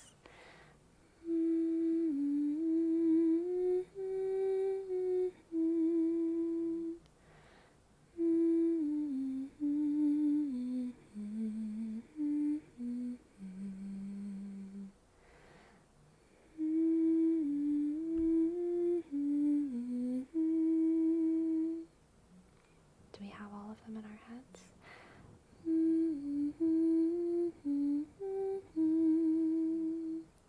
Amazing.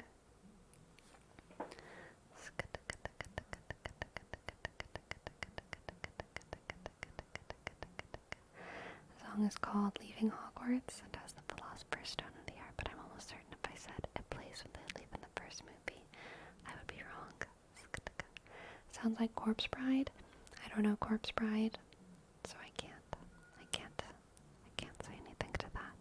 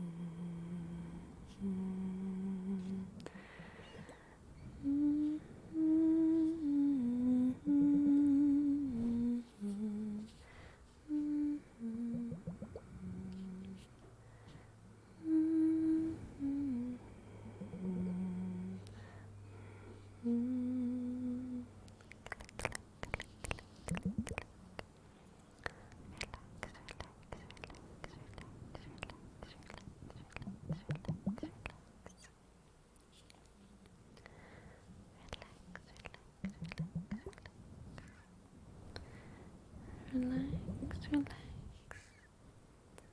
relax, relax, relax.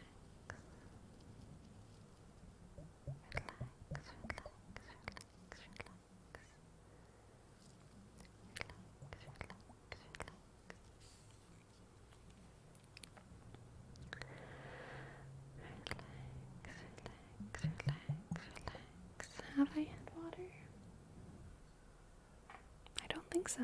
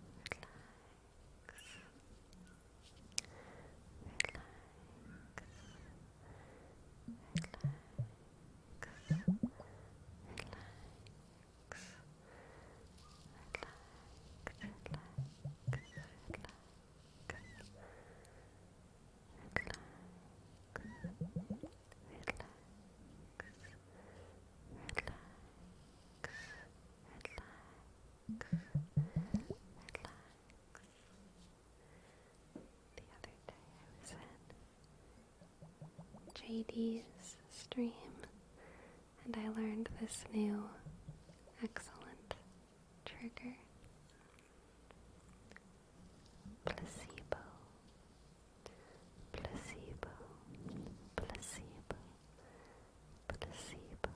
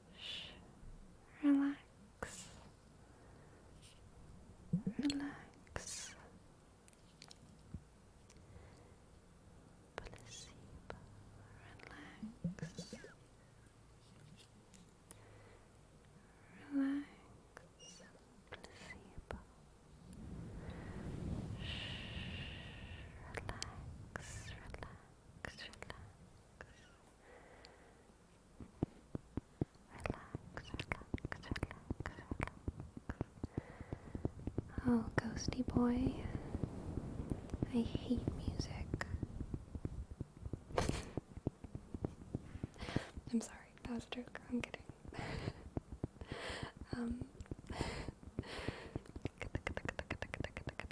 I listen to all kinds of music.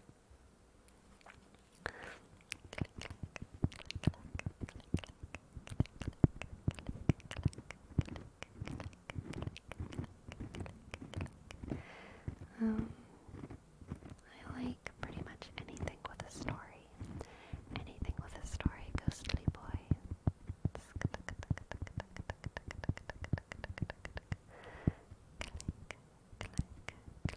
Do you stream where you block anything chat says?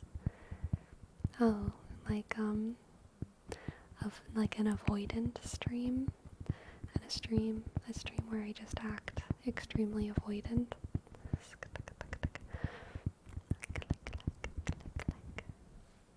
A stream where I talk like dad's text.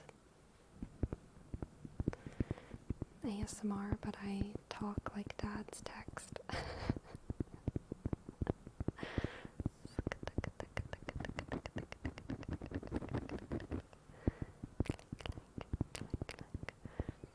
I don't want to take a selfie the way dads take selfies to check the cup.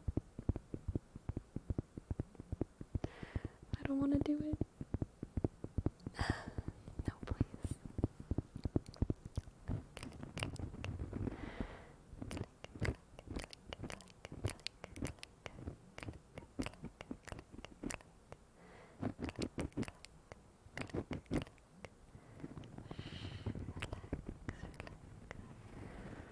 You need to get glasses and a hat for the pulled out effect. True.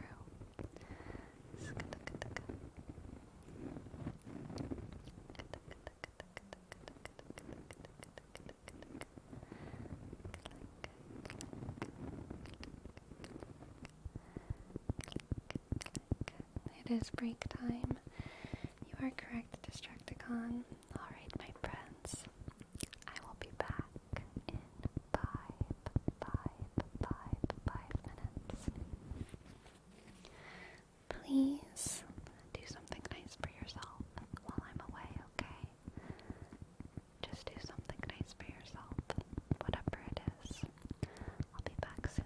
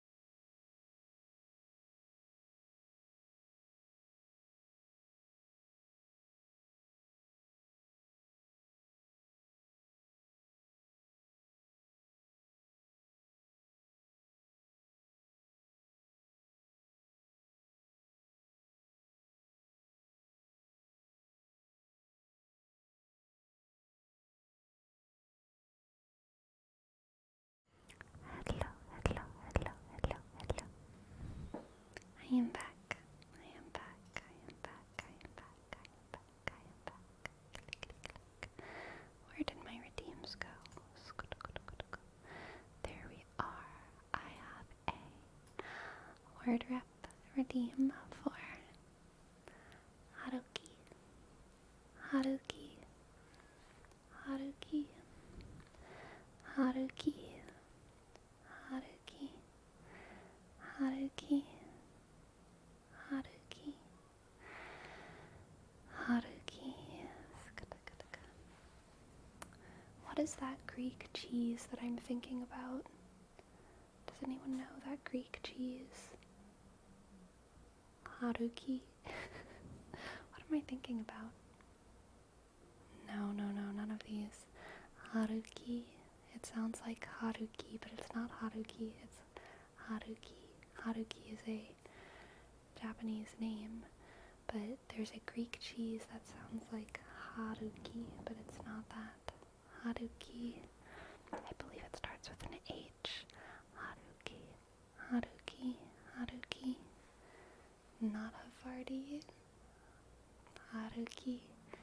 But that's a very good guess. Halloumi. Halloumi. Knacker. You got it. Halloumi. Halloumi. Halloumi. I think it's halloumi. I think. Maybe I'm wrong. But I think I'm thinking of halloumi. Halloumi. Haruki. Haruki. Haruki. I'm just guessing cheeses. What a good way to spend your Saturday night, Jay. I am too. I'm just over here guessing cheeses. I'm just over here guessing cheeses for your relaxation. But I believe what I'm thinking of is halloumi, like Knacker said. Halloumi, halloumi, halloumi, halloumi, halloumi. And I don't have anything to say about it. I just remembered that it existed. Halloumi, halloumi. Hey, relax. Relax. Get tingles. Get tingles. Even if it's a placebo, get tingles. Even if it's a placebo, placebo, placebo, placebo. Shh. Placebo, placebo, placebo. Placebo, placebo, get tingles, get tingles, get tingles, get tingles. Get tingles, get tingles, get tingles. What can I read for you, Pearl? What can I read?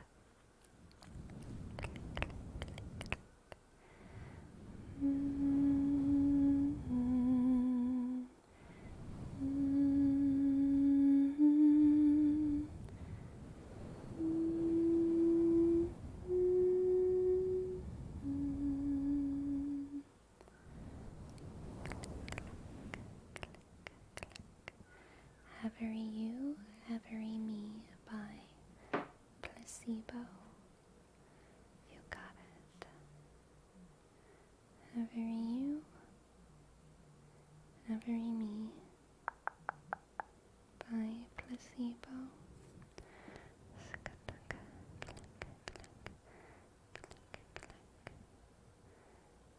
Every You, Every Me by Placebo.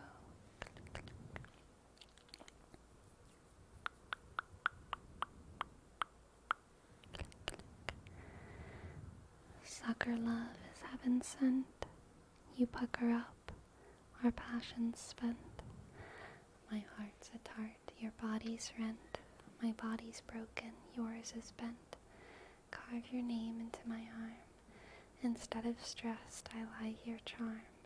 'Cause there's nothing else to do. Every me and every you. Sucker love, a box I choose, no other box I choose to use. Another love I would abuse, no circumstance could excuse. In the shape of things to come, too much poison come undone. 'Cause there's nothing else to do. Every me and every you. Every me and every you. Every me. Sucker love is known to swing prone to cling and waste these things. Pucker up, for heaven's sake. There's never been so much at stake. I serve my head up on a plate. It's only comfort calling late. There's nothing less to do.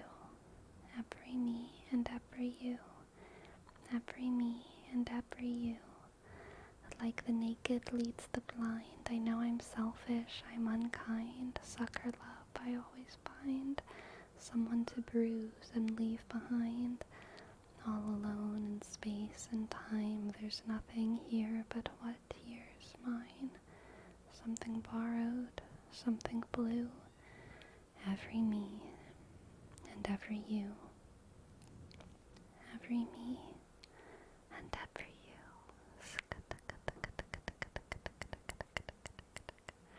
Intelligent Palka, thank you for gifting a sub. The Pomo and Brown, that was lovely. I click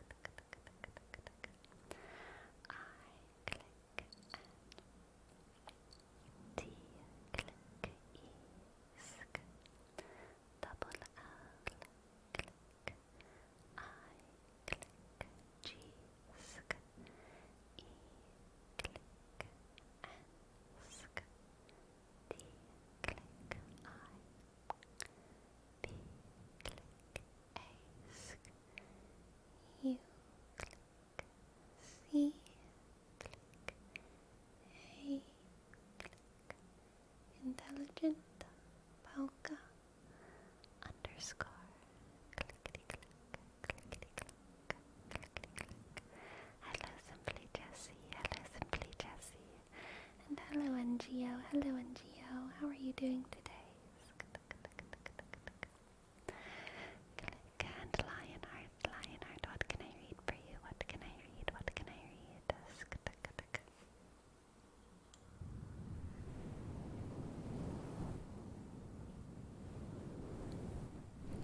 Oh, Sanctuary, I'm so sorry that university is stressful right now. I hope that you can find some relaxation here. Sk, sk, sk, sk. Click, click. In My Dreams by Rayo Speedwagon. Gotcha. Jerome, thank you for gifting us up. Up, sk, sk. A, click, R, click, A, click, O, sk, M. Also, for Rome, you've gifted 150 subs. That's incredible. Thank you so much.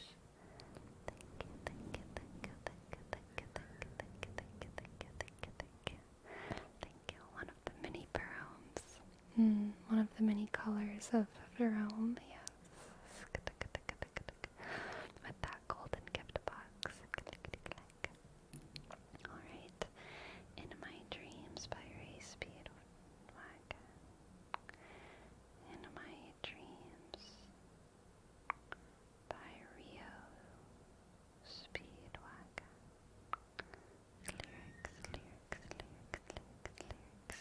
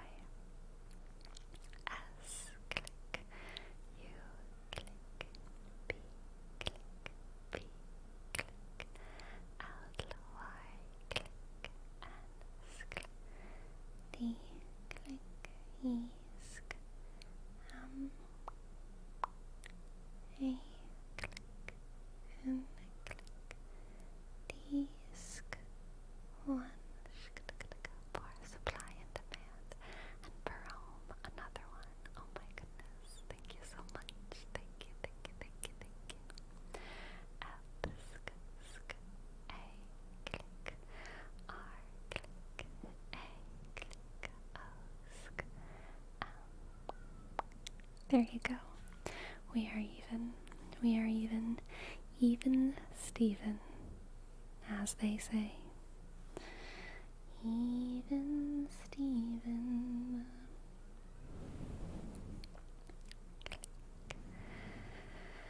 Clickety clack. Alright, this is In My Dreams. There was some time ago when every sunrise meant a sunny day. Oh, a sunny day. But now when the morning light shines in, it only disturbs the dreamland where I lay. Oh, where I lay. I used to thank the Lord when I'd wake for life and love and the golden sky above me. But now I pray the stars will go on shining. You see, in my dreams you love me. Daybreak is a joyful time. Just listen to the songbird harmonies, oh the harmonies. But I wish the dawn would never come. I wish there was silence in the trees, oh the trees. If only I could stay asleep. At least I could pretend you're thinking of me. 'Cause night time is the only time when I am happy.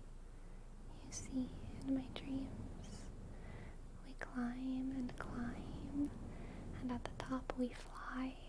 Let the world go on down below us. We are lost in time, and I don't know what it really means. All I know is that you love me in my dreams. I keep hoping one day I'll awaken, and somehow she'll be lying by my side. And if I wonder if the dawn is really breaking, she touches me and suddenly I'm alive. And we climb and climb at the top, we fly, let the world go on below us, we are lost in time. And I don't really know what it means, but I know that you love me in my dreams. We climb at the top, we fly, let the world go on below us, we're lost in time. And I don't know what it means. All I know is that you love me in my dreams. Oh, in my dreams. Do you guys ever hear the name of a song that has the same name as another song? I just can't stop thinking about that one instead. Yes. Samia, my very first members only YouTube video on YouTube is about Samia, one of my current favorite artists. She has a song called Dream Song. Dream Song. It's a good song. I like it. A+. This isn't exactly what you're talking about, for real, but it's similar. There is a guy version of the same song. I can't even remember his name. Some dude took her song and sang it. I love his version so much. Her sound, part of the reason I like Samia, her sound feels very like stuck in your head, psychological to me. I feel like she just the way that she processes her audio really gets at like brain sound to me. Brain sound, what it feels like to be inside your own head. And her song, Dream Song, feels like that. But this guy version of the song feels much more like intimate and like felt in space. And it's incredible how different it sounds while still being the same song.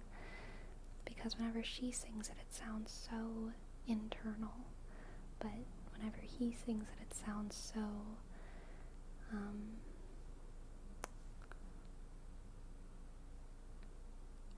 intimate. I really, really like it, but they're both called Dream Song. What's the name of this person? Samia. Samia. I don't remember the name of the dude who covered the song. But alright, yes, Green Ninja.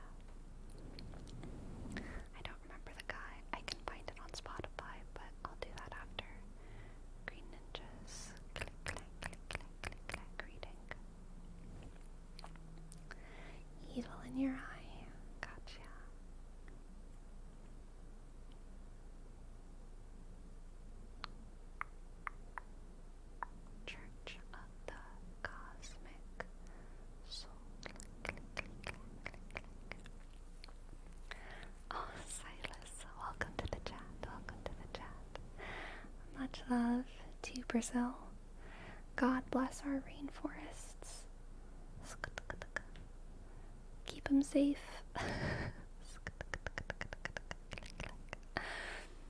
Thank you so much, Silas.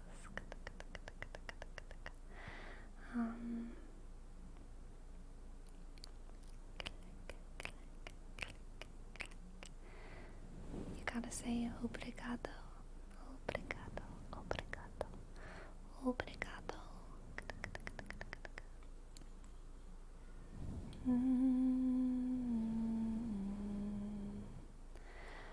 I want to take you. I want to take you to the ocean. Though the sun is out of view, it's reflected on the moon, and it's lighting up the room, so you sing another tune. And I remember, no one can save you. You're under their spell. No one can save you at all. No one can touch you. No one can see. No one can save you. I want to take you. I want to take you to the ocean. I want to hold you down beneath the waves. I want to feel you struggle in the water. I want to hear you. I want to hear you when you say, there's an evil in your eye. There's a weight upon your mind. There's an evil in your eye. There's a weight upon your mind. No one can save you. You're under their spell. No one can save you at all. No one can touch you, and no one can see, and no one can save you. I want to take you. I want to take you to the mountain. I want to show you. I want to show you what I've seen. I'm gonna push you. Gonna push you to the edge now. I want to see you looking down at where you'll be. Though the sun is out of view, it's reflected on the moon, and it's lighting up the room, so you sing another tune. And I remember, no one can save you. You're under their spell. No one can save you at all. No one can touch you, and no one can see. No one can save you.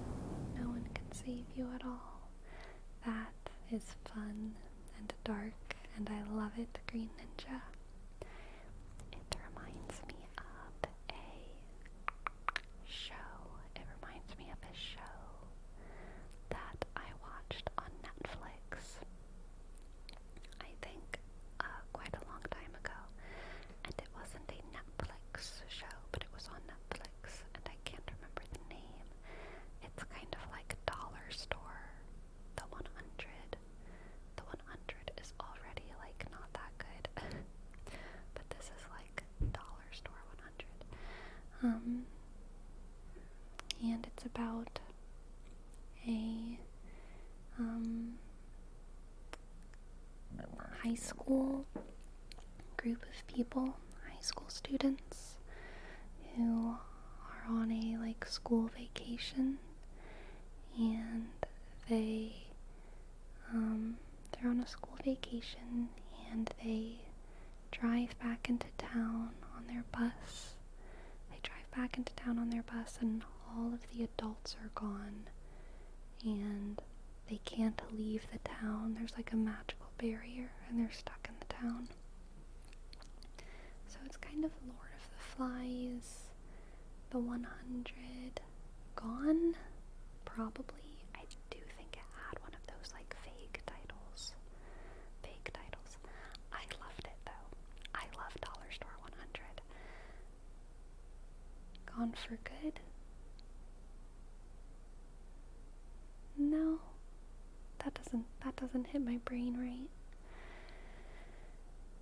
It was something like nope, not the Dome. The Dome is the Stephen King book, I know.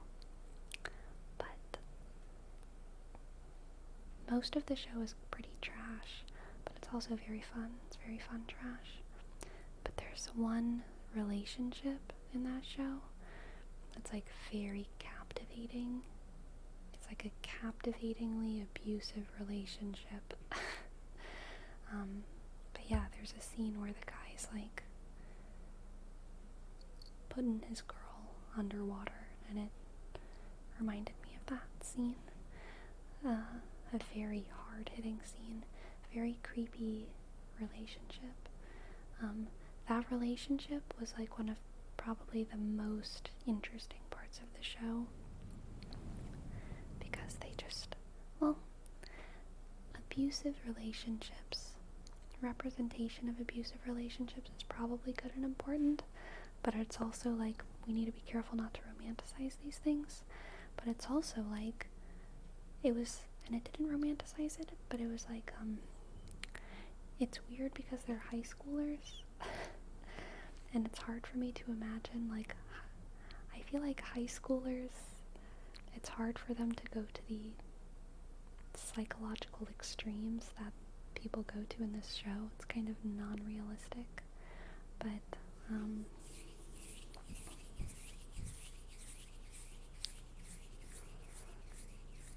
yeah, it's weird.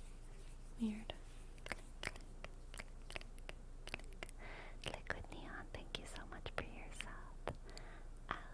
L-I-click Q click U-sk I-click D-click underscore shk N-click E-sk O-click N-click.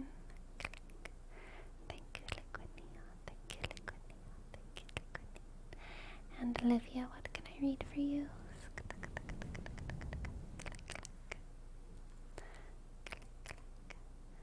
Silas, you can just call me Sleepy, Sleepy, Sleepy.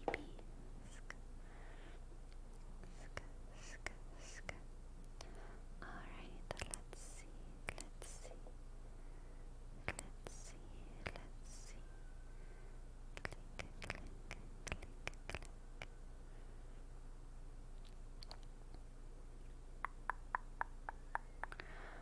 Muchas veces by Clutch.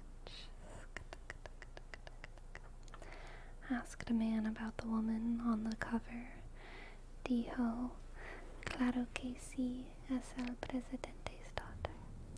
Asked him where she might be. You did not hear this from me. This girl is a terrorista en las montañas in Chuquibambilla. Took a bus through the mountains, so my head was pounding. Gotta stay strong and carry on. Gotta stay strong, it won't be long. Arrived in the villa, surrounded by gorillas. Then my girl took me in her arms. She said, how have you been? Oh, but I'll see you again. I woke up in a coffin underneath an altar to the east of Machu Picchu. Crawled from the royal tomb. The sun was bright. It burned my eyes. I knew that she was gone, so I went down to the riverside, and I cried. I went down to the riverside, and I cried. Muchas veces. I don't know if I'm coming or I'm going. Muchas veces. I'm at a loss of what to do. Muchas veces. I don't know if I'm coming or going. I'm at a loss of what to do. I went down to the riverside and I cried. I went down to the riverside and I cried. My friend said she's nothing but pain. I said I still love her the same. All she needs is a little bit of love, and I'm sure I can make her change some. What about that girl in Zaire that you met while a volunteer? She got quite the education and quite the pair of legs on her. Oh, she married an Englishman correspondent for CNN. She thought he was rather handsome in a UN blue flak jacket. Oh, I see where you're coming from. But for me, there's no other one. I must be on my merry way.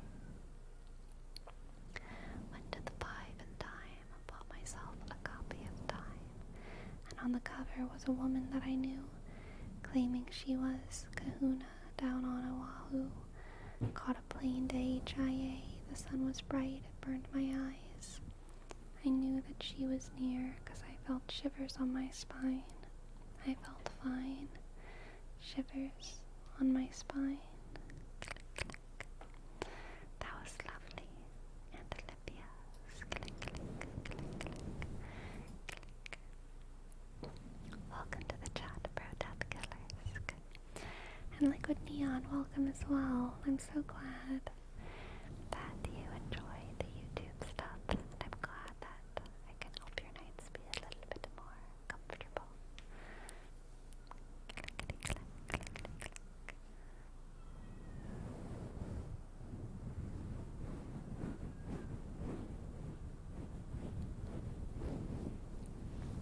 Clickety click, clickety click.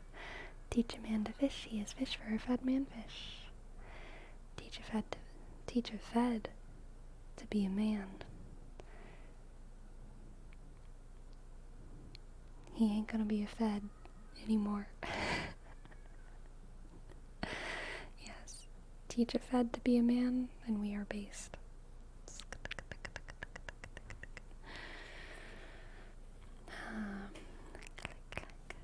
Find me one real man in the White House. I'm sorry. Dumb joke. The cook. Probably true. Probably true.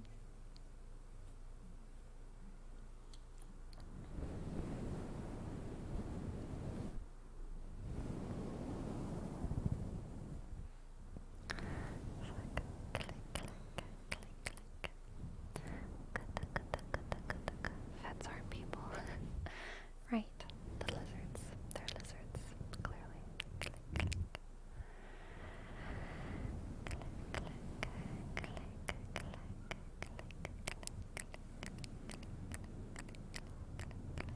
Worse, demons? I don't know. What's worse between lizards and demons? Let's be real, NGO. Let's use our brains here. Let's stop thinking with our feelings, NGO.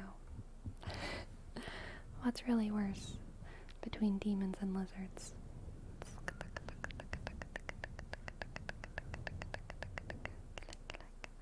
At least I can eat the lizards. That's true.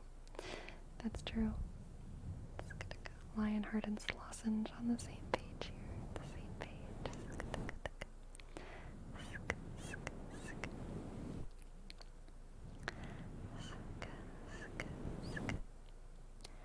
Hey, relax, relax, relax, relax, relax, relax, relax, relax, relax. Stop thinking about lizard demons and just tingle, get tingles. Get tingles, get tingles, get tingles, get tingles. Lizards can be adorable, particularly when you see a blue-tongued lizard just chilling in your backyard. Yeah, I bet that's true. Lizards are super adorable.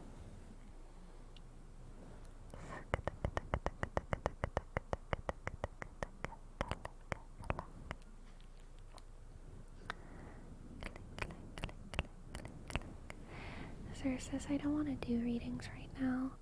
I'm trying to be better about kind of ending the readings when I want to. After I do a lot of them.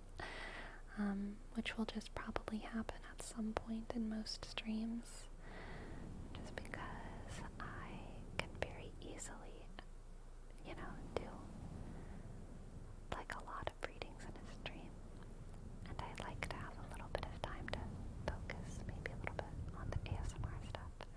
Yeah, no problem, Xerxes.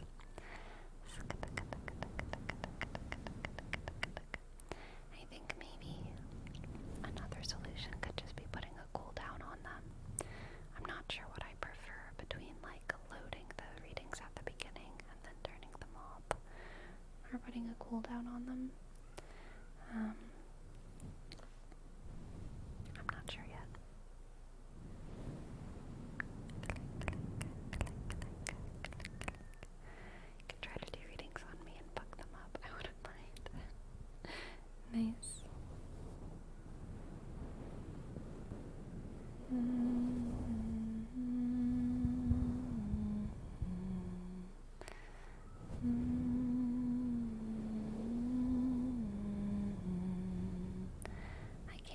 a limited number isolated, but I can put a cooldown on it. So I can make it so that it's like one every 15 or 30 minutes, which might be, that's probably what I should do.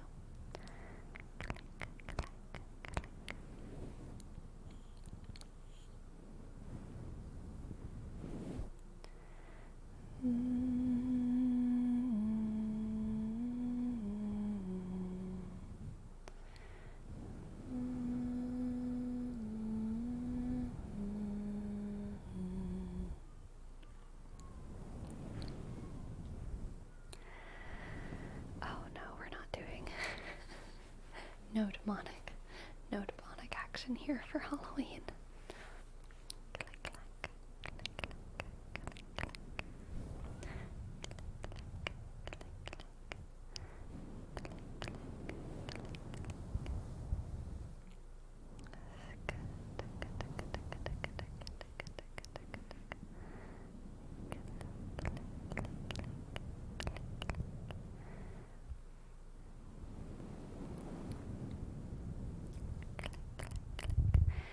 That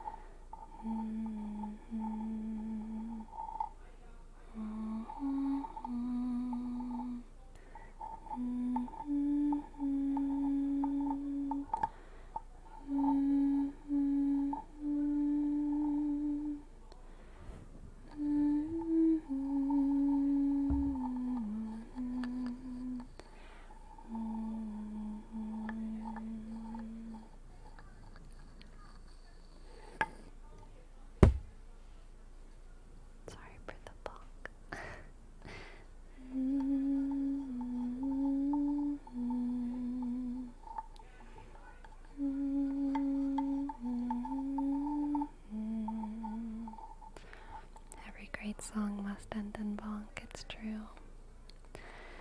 Yes, the construction is done. The kids, I don't know. They're still around during the day, but it's getting to the time of year where it gets darker earlier. Or at the time of year where it gets darker earlier. And some of them are probably in school as well. Good night, little sharky. Good night, little sharky.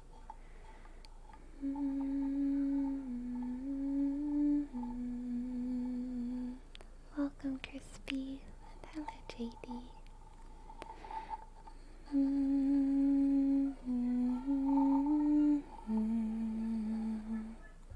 It does sound like an argument outside, but that's okay, 'cause we just tingle, and we say whipple wobble for Jay.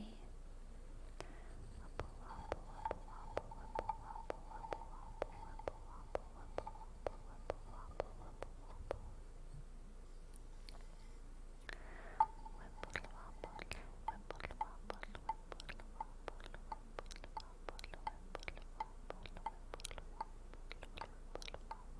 wobble,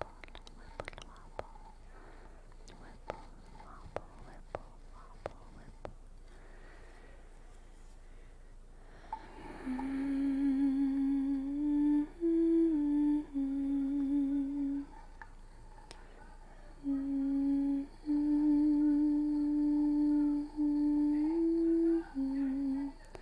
I would love to help with D&D names, Destructicon.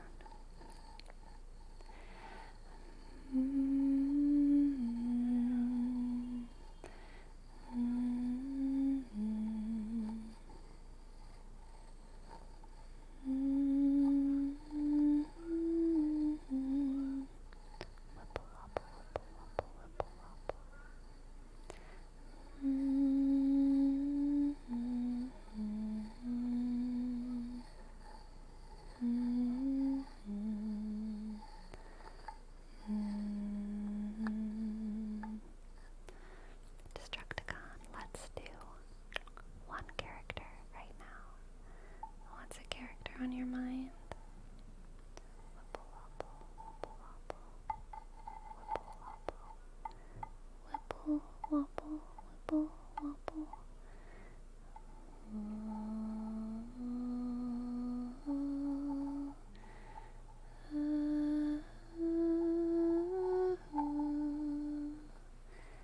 Crispy bacon, thank you, thank you, thank you.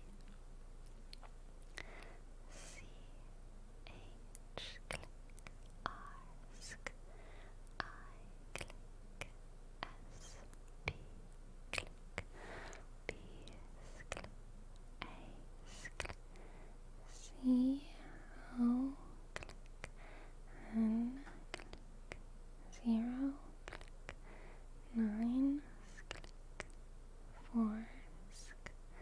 Thank you, Crispy Bacon, so much for gifting us up. Thank you, thank you. Ogden. I don't like naming things. This is a continuing theme in my life, but I really don't like naming things that I have, even if I can apply, even if I can anthropomorphize them. I tend to not like naming things. I did a video. Did I talk about it? I can't even remember. I'm sure I did. Yes. So no, Frog does not have a name. Calling him the wooden frog, I think, works.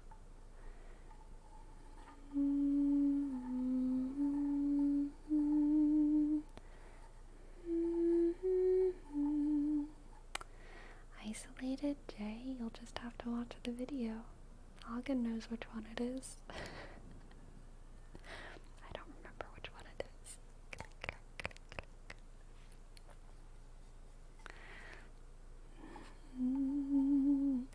You might have to bear through forehead me. I had a comment where someone called like the old version of myself like forehead you, and I really think it's funny.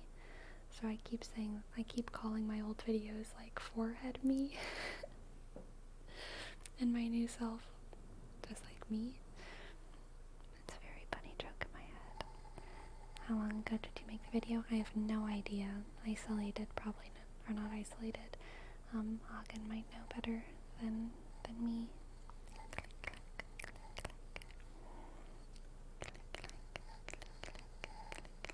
It's not too recent. CEO might know. Weeks, months, years. Probably like a year.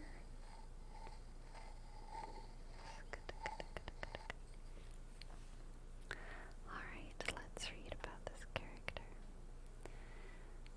I'll paint the scene for you. In my world, there are these remnants of old gods. They've fallen and died, but their ghosts can still be seen roaming the land, looking for a life force to return to their beautiful forms. I call them world walkers because they roam endlessly. I'm picturing a large, decaying stag with a bow in its antlers, boned and frayed, covered in snow up on a mountain valley. So are we naming this stag Destructicon?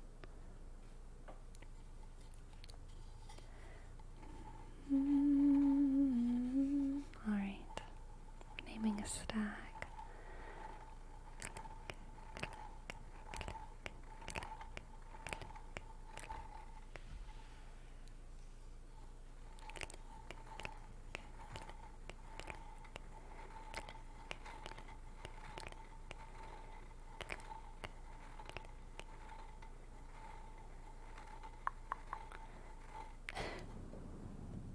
You didn't mean the pancreas Mononoke deer, Destructicon?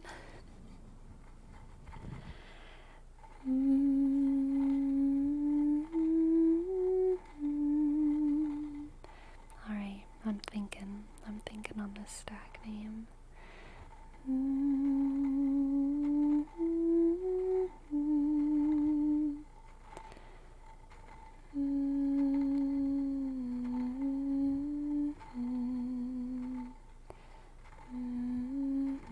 Oh, it's bottom half face sleepy. Gotcha, Hagen. Gotcha.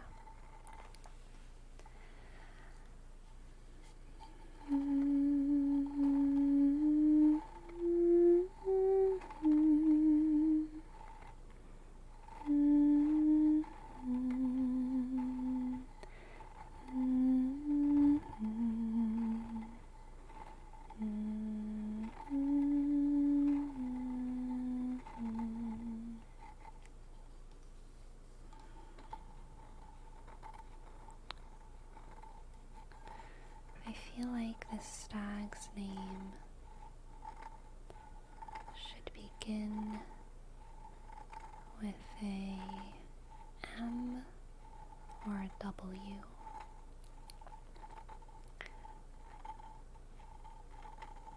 W's feel ancient, M's feel powerful.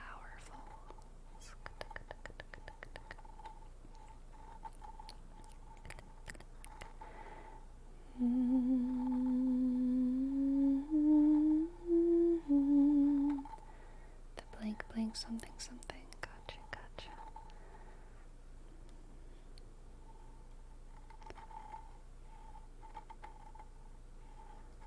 What about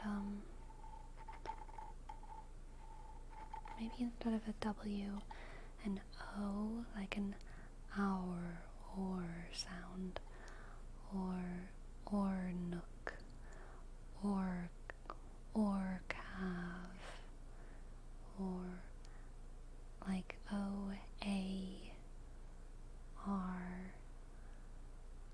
OAH,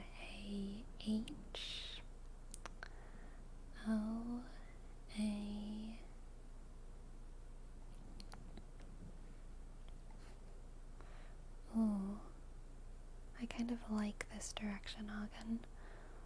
Or way,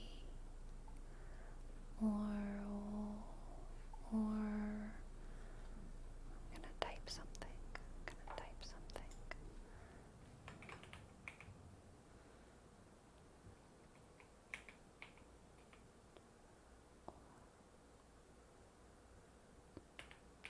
So I still want it to sound like an elk. It is an elk, okay? Orwak. Orwook.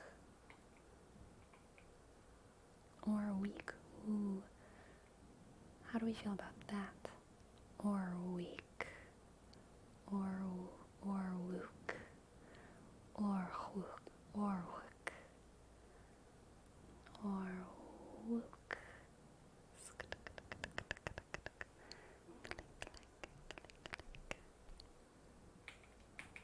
Or week.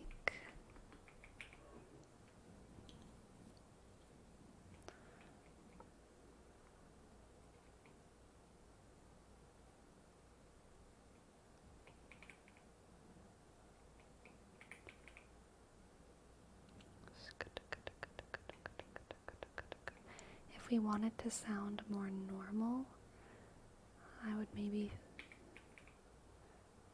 do that. That's the normal version. Destructicon, the actual cultural people who understand this god call them Orwook in this spelling. In the spelling that I first did. And it's maybe Orweek, Orweek, with a character that isn't common, Orweek, but in the city folk, they sometimes just call him this Orwoke. More people know Orwoke.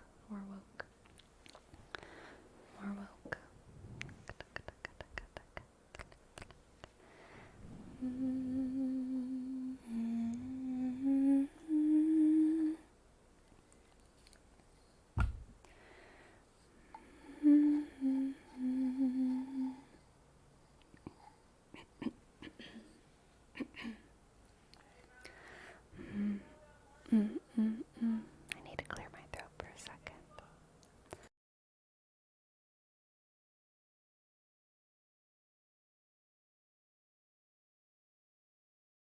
Okay.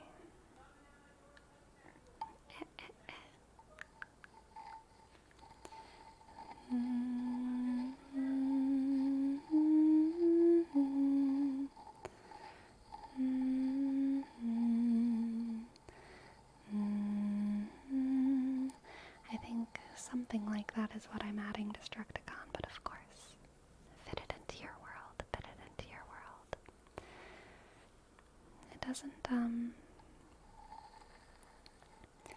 It doesn't need to be a passage of time. It could just be people close and people far. Gallon Bear, thank you for your prime. Gallon Bear. G, click, A, click, double L, E, click, N, click, B, click, E, click, A, click, R,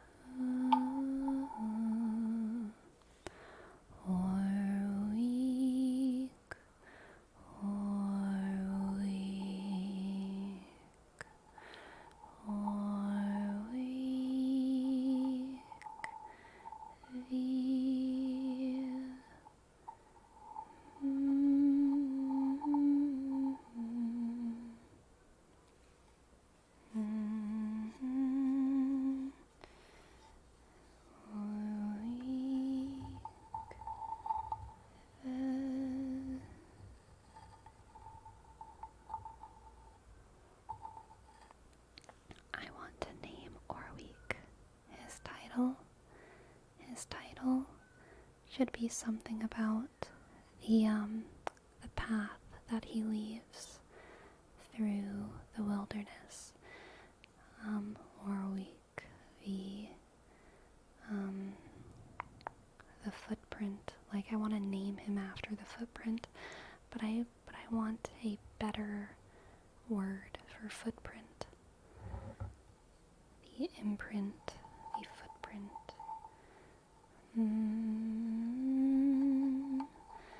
But perseverant feel, he's bone and frayed but everlasting.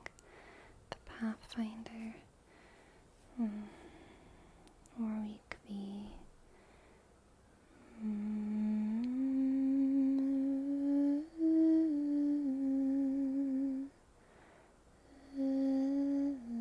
Padfoot, withered, Warwick the weary. Yes, weary is good. The pilgrim is also good. Warwick.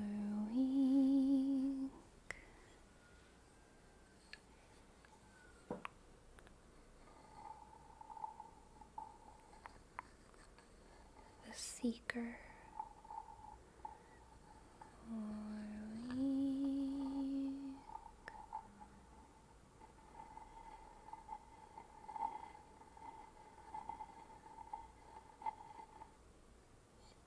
Warwick. The wayfarer. Love an old English reference. The crater hoof. I like that.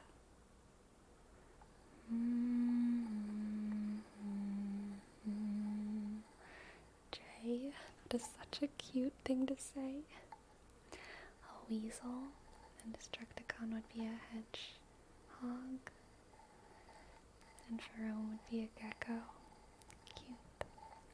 Jeans, welcome to the chat.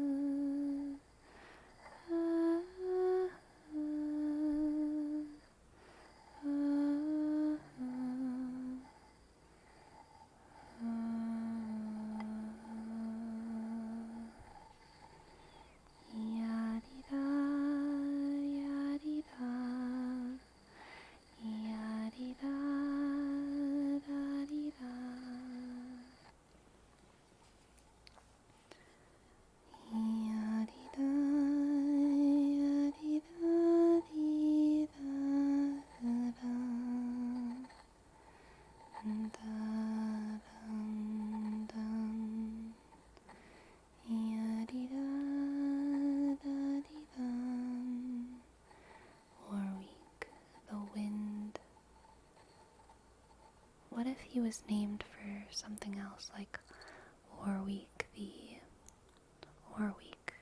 the South Wind? Something that was representative, but not like actually what he is. Warwick the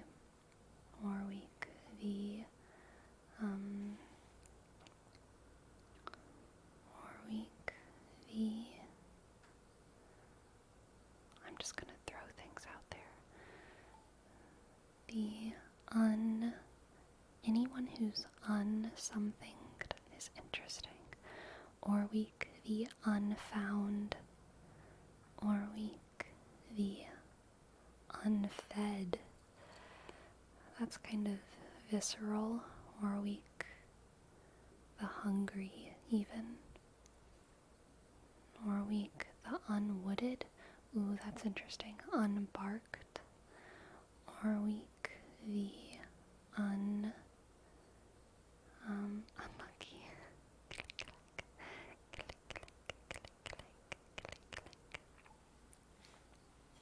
I like it being an invented word, like unwooded. Unwooded was a good one. Undulation. Mm. Or week, V, or re something, unburdened. If we want it to sound fantasy, it's a new word. It's a new word. Uncrafted, unburdened, those don't do. Unwooded was the best suggestion. The stone-horned hoof. Yeah, that's better. That's better isolated. The stone-horned hoof. What about the unturned stone? Orwick the unturned stone. Or the turned stone. Orwick the turned stone. But we can make a play on words there.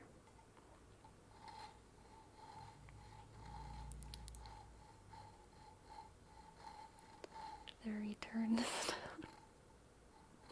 I don't know why that sounds so funny to me. Hagen, the returned stone.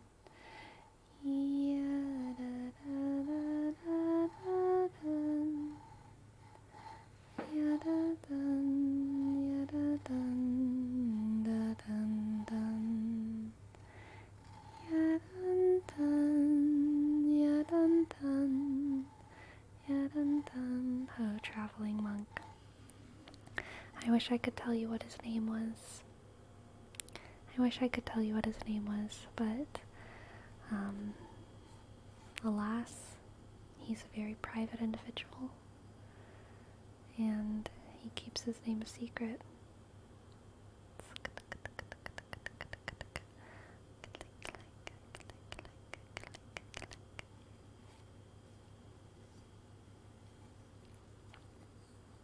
Instead of bone, you see sinew, and you see stone, and a weathered pillar in their mangled flesh.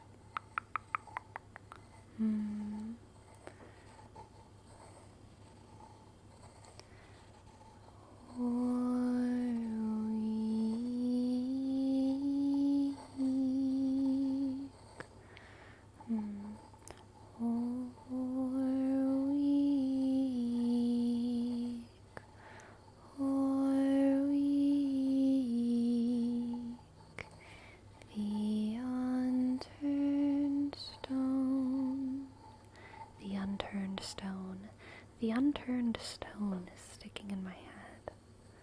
Warwick, the unturned stone. Click, clack, click, clack, click, clack.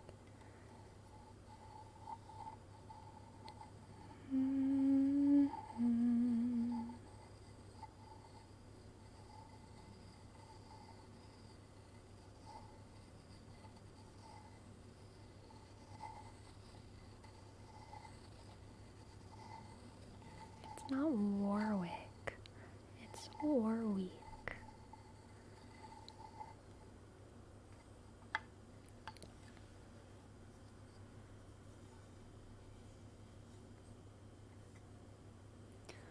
Warwick's silent chime, yes. The silent chime.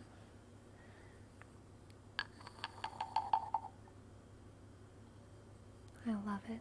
Destructicon. You tumble across a wooden path, and in your way, a mushroom, eyes and nose, legs and all, nothing more than 2 feet tall, blocked your path. He holds you back. You ask his name. He says no back. Unanswered and confused, he lets you pass without a ruse.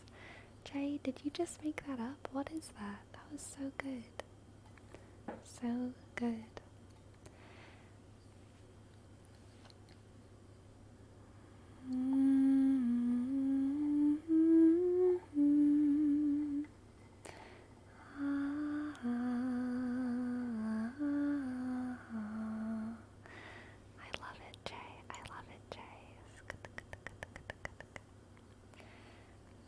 I love it.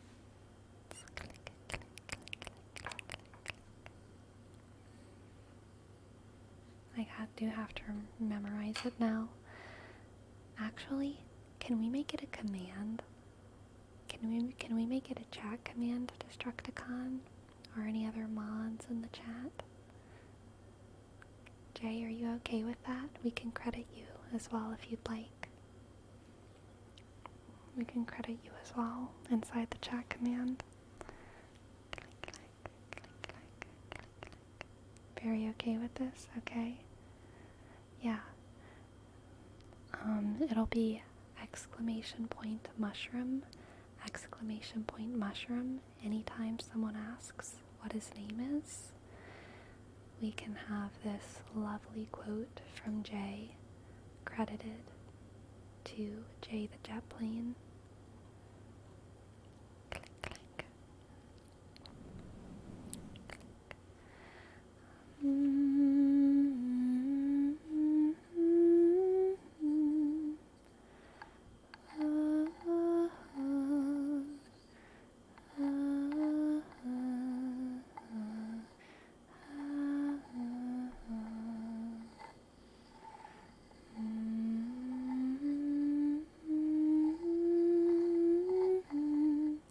I would name her Ferome.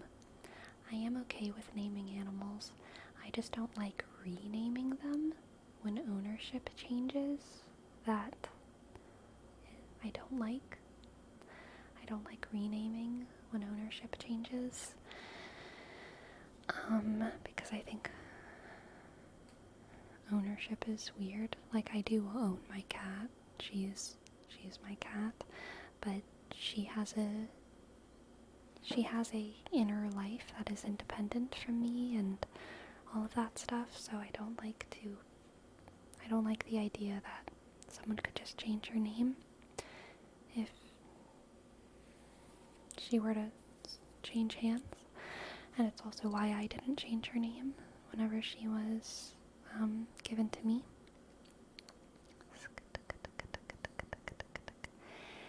And yeah.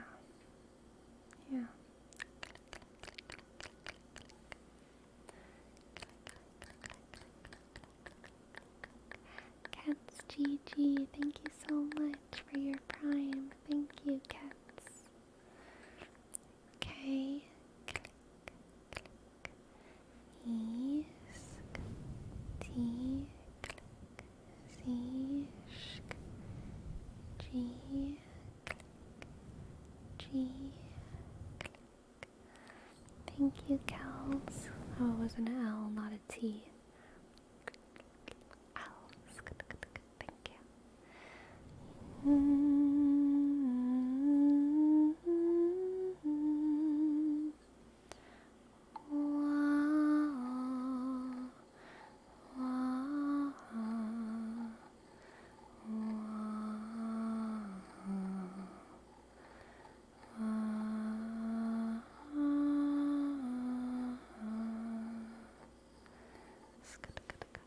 Honestly, guys, I didn't expect it, but I'm really feeling the purple.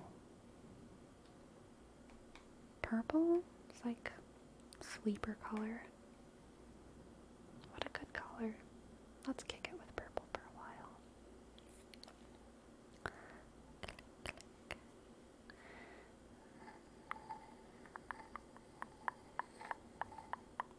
I like that Destructicon. Adding names. That's good.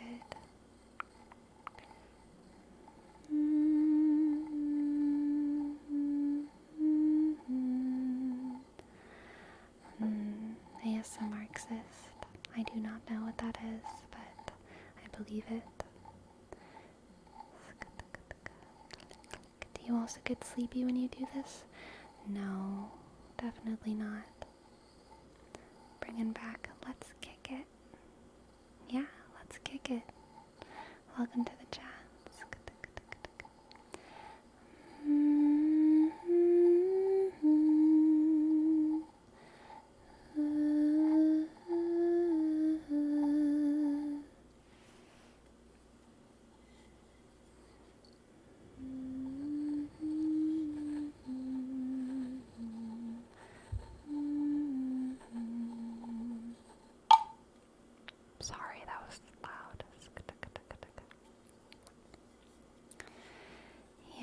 that's similar for Rome. It's like I'm kind of too distracted by the actual making of the thing, but I'm certainly thinking of it. Like when I do ASMR, I do get relaxed, I would say. I do feel very relaxed right now and very focused. You should be focused, focused, focused, focused as well.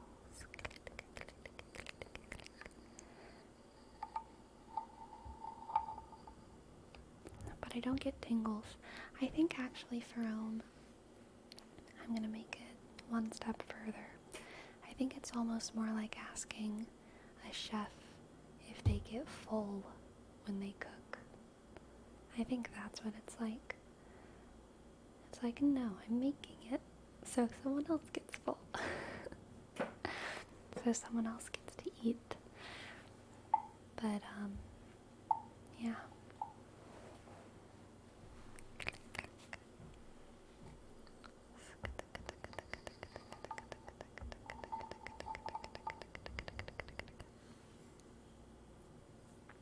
Pristine purple plums parade past punctuate path, poetic prose, and pensive ponds. Pristine purple plums parade past punctuate path, poetic prose, and pensive ponds. Pristine purple plums parade past punctuate path, poetic prose, and pensive ponds. Pristine purple plums parade past punctuate path, poetic prose, and pensive ponds. Pristine purple plums parade past punctuate path, poetic prose, and pensive ponds. Scythe Dove, thank you for your sub. Scythe Dove, Scythe Dove.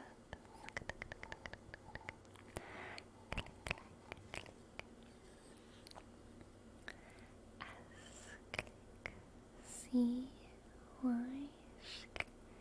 T H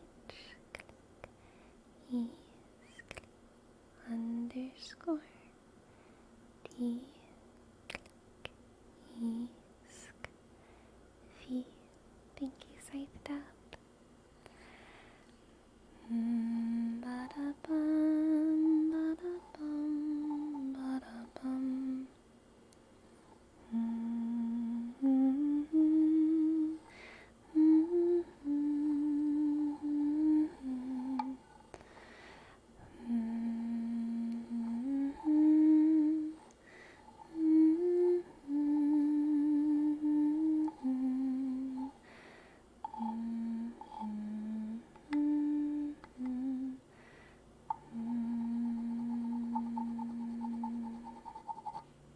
I absolutely will Destructicon.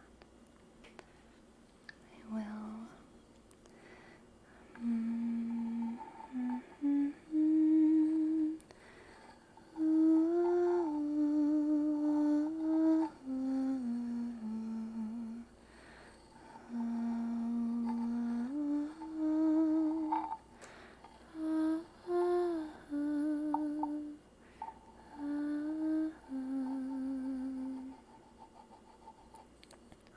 Room. I'm glad you like it. I like this style of streaming for me as well. I think it fits me. SXK, thank you so much for your prime. Thank you. No more ads. Indeed. S X click K click click underscore. Thank you,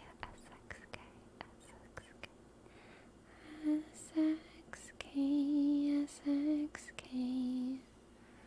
Sounds like Destiny's theme. Destiny, the video game Destiny. One of my friends used to be super into Destiny. I've never played it myself, but they've like shown me their like gear and stuff because they're super proud of it.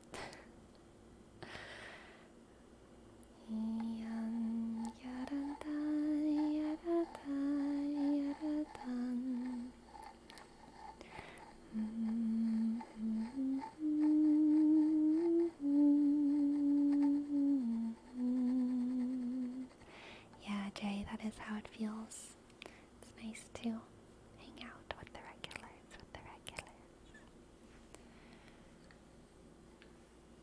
Destiny's theme would probably be like, you can't navigate an argument with feelings. You can say all you want, but there really isn't any data to back you up.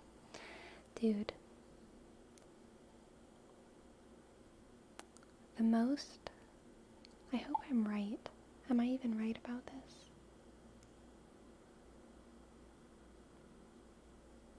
I'm pretty sure I'm right. Dude. Pretty sure I'm right. The biggest give of Destiny's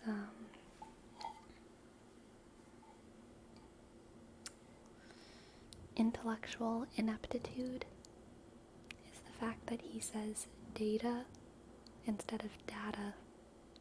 Okay? Show me one real scientist who says data.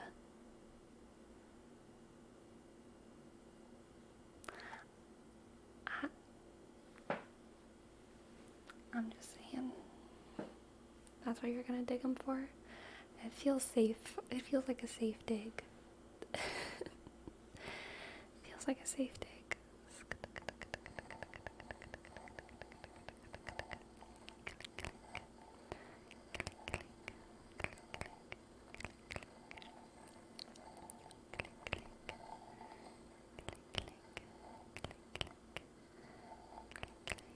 Can confirm we say data.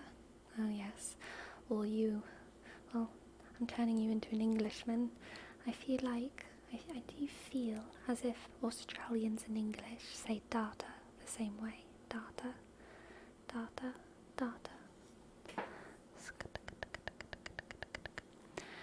So, I'm sure that there are some fields, WD65, where, and some workplaces where people say data, but I will say, I have worked a little bit in the sciences.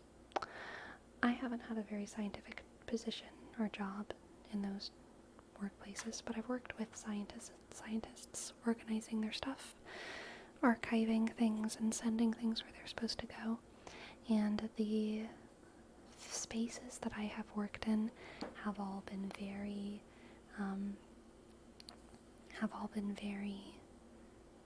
data and not data, and even laughed at people when they heard data and like shit talked the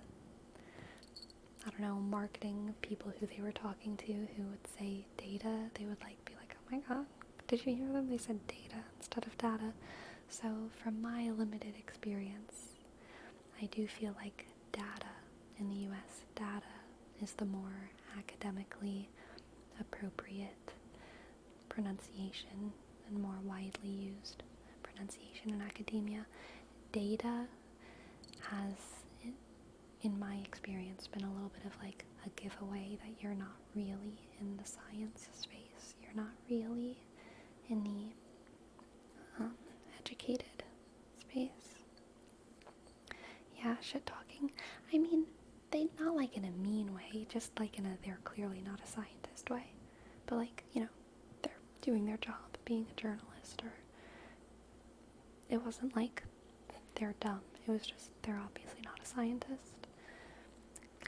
You know what I mean?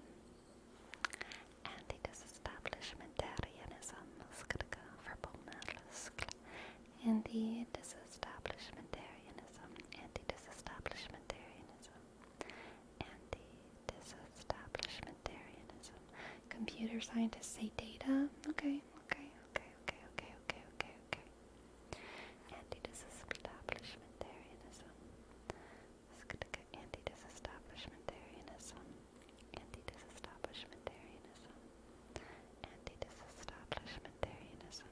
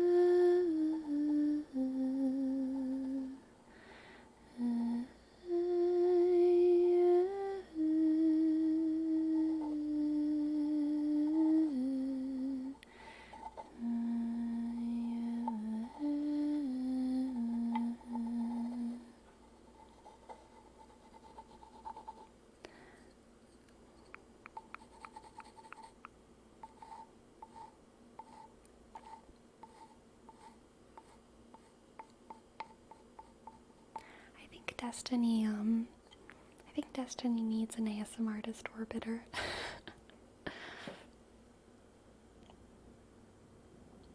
Why doesn't Destiny have any ASM artist orbiters, though? Just saying. Just saying.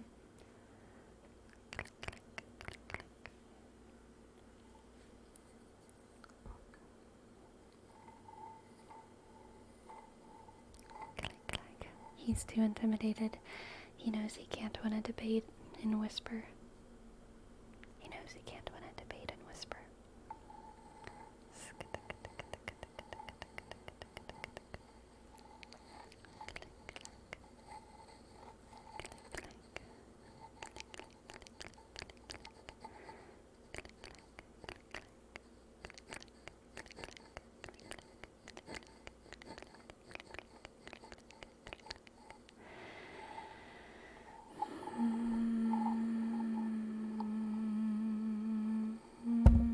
Oh, sorry for the bonk.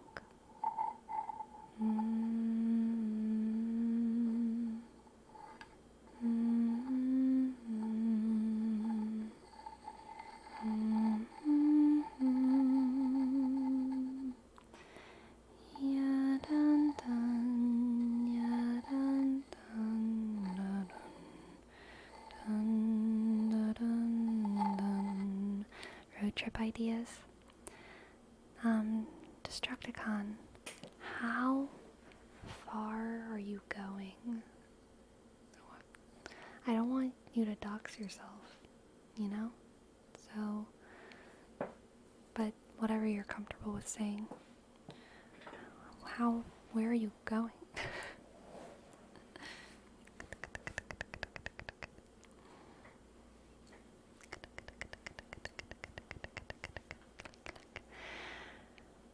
Dang, Seattle. Let's see.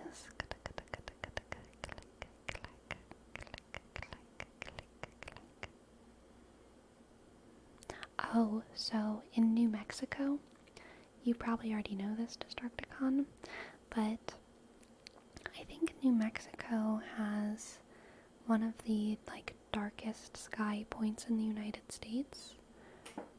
It might be in Wyoming, I can't remember, but there's, a specific point that's, known to have, this is the darkest sky in the United States. And I remember we drove past it, from Louisiana to Oregon, and it was after Texas, so I think it was in New Mexico. So lowest light pollution, yeah. So so it might be New Mexico, but that could be a cool place to hit up.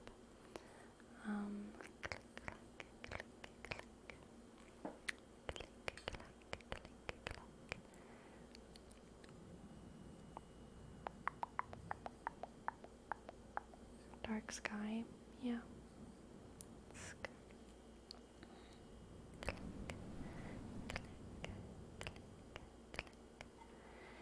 They're in Idaho.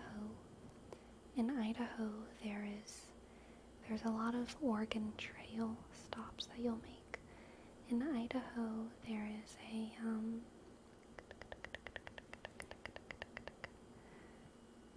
a bridge.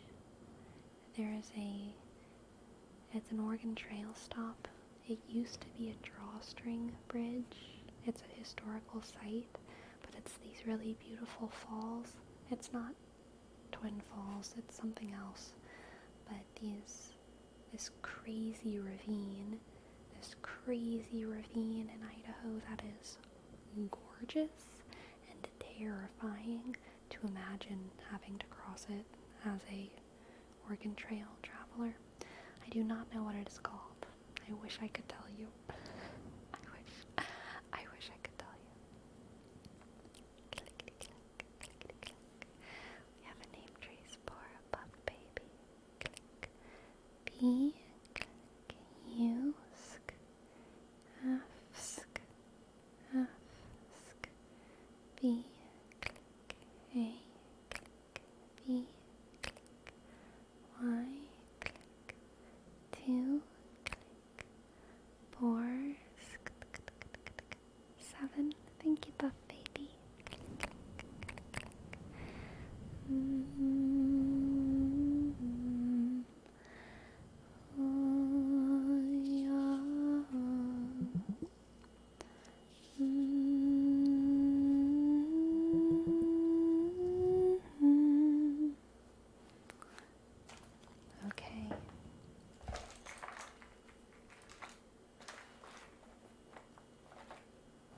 been a while, my friends, but Lionheart has triggered an event. So, class, I have a question for you. I have a question for you, class. What is the capital of Wyoming? What is the capital of Wyoming? What is the capital of Wyoming? If you answer correctly, you get back scratches. And your hint is why, oh why, is Anne so shy? Why, oh why, is Anne so shy? Why, oh why, is Anne so shy? Why, oh why, is Anne so shy? Why is Anne so shy? Good job, everyone. Good job, Lionheart and Green Ninja and Ferome. It's Cheyenne, Cheyenne, Cheyenne. Back scratch, scratch, scratch, scratch, scratch, scratch, scratch, scratch, scratch, scratch.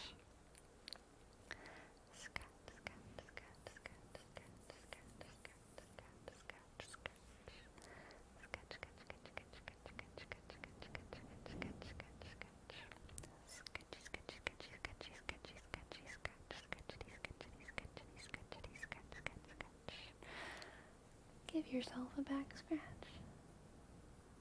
Scratchy, scratchy, scratch. Scratchy. Scratchy, scratchy, scratch.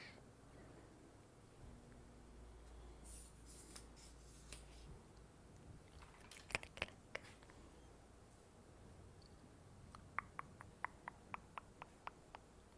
It's a fun one, Green Ninja. I like it too. I like it too. Click, click. Why, oh why is Anne so shy? Why, why, why, why,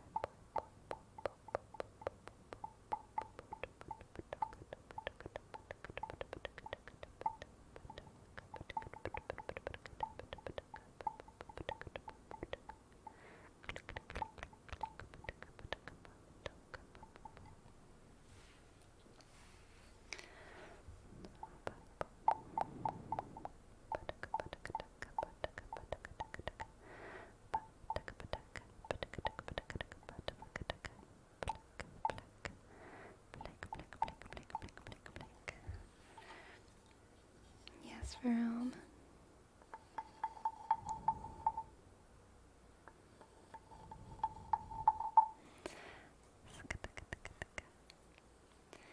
As for Oregon places, I honestly haven't explored near as much as I would like Destructicon. And I do know some beautiful places, but they're not on the way. Like, I really like some of the beaches that I've been to, but that's not on your way.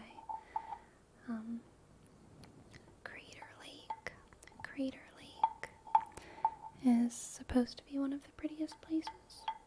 Haven't been though. The Columbia Gorge is supposed to be one of the prettiest places. I have been there. The Columbia Gorge is very pretty. My favorite beach is Cannon Beach. Cannon Beach. They have Haystack Rock, which is a big rock. They have the biggest rock.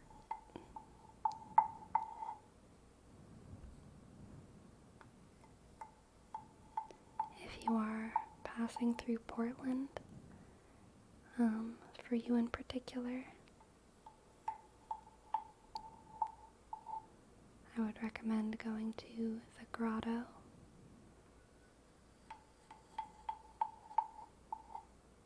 Which is very pretty. Marian Gardens.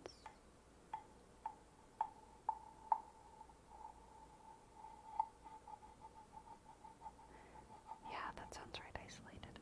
I don't think Haystack Rock is the biggest rock. I was just hyperbolizing. The Wallowa Mountains. Ooh. That's exciting, Destructicon.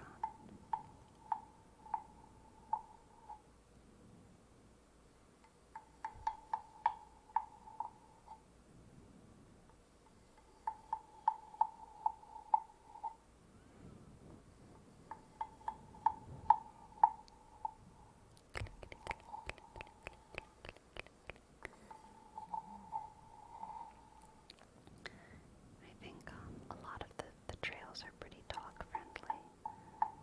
Oregon in general is super dog friendly. You're welcome, Zero Somebody. Hope you have a good night. Have a good night. Have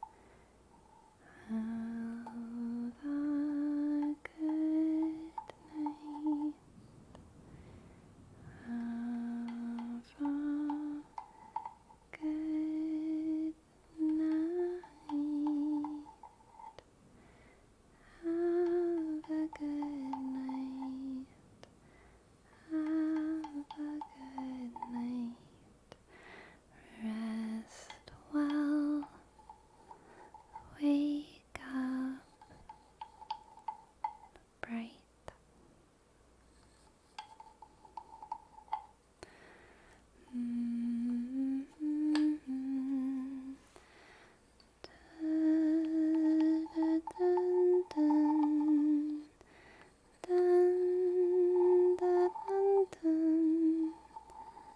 Have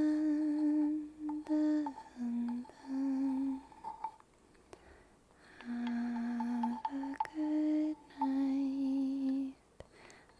Have a good night. Rest, sleep well. Have good dreams. Wake up bright, bright, bright, bright. Dog restrictions. Imagine imposing a dog restriction on an outdoor place.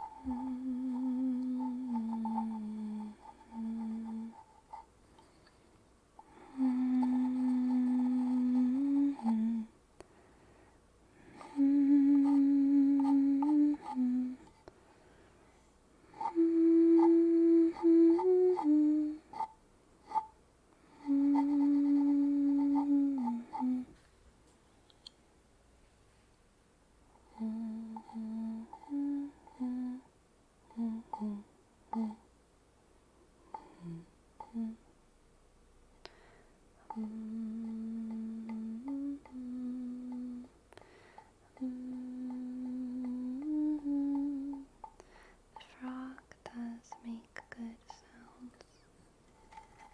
Frog makes good sounds. Frog makes good sounds.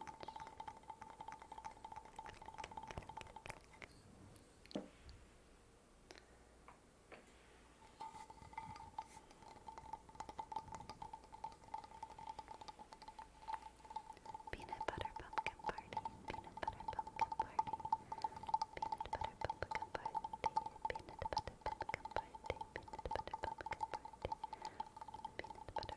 party. Peanut butter pumpkin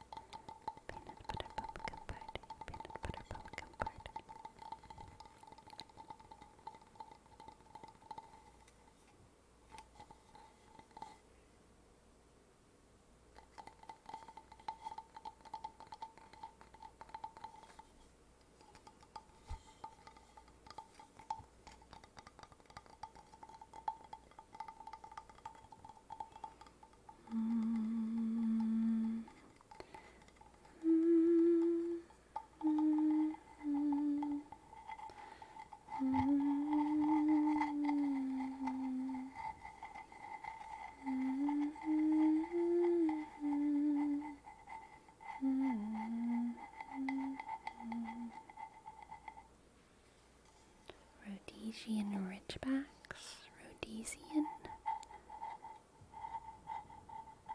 Interesting.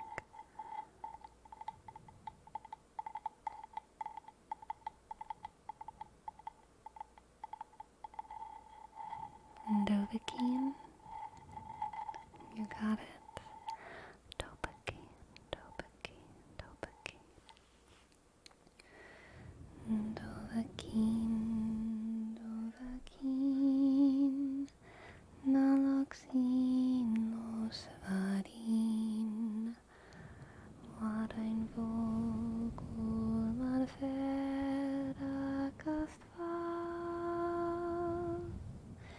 Akvinnorak palgran fadnoloson sindrosan.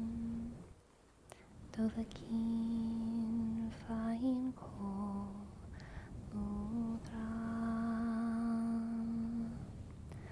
Dovahkiin, Dovahkiin, nalaksin losvarin. Watain vogul marfera kastval. Akvinnorak palgran fadnoloson sindrosan. Dovahkiin fahin kol ludra.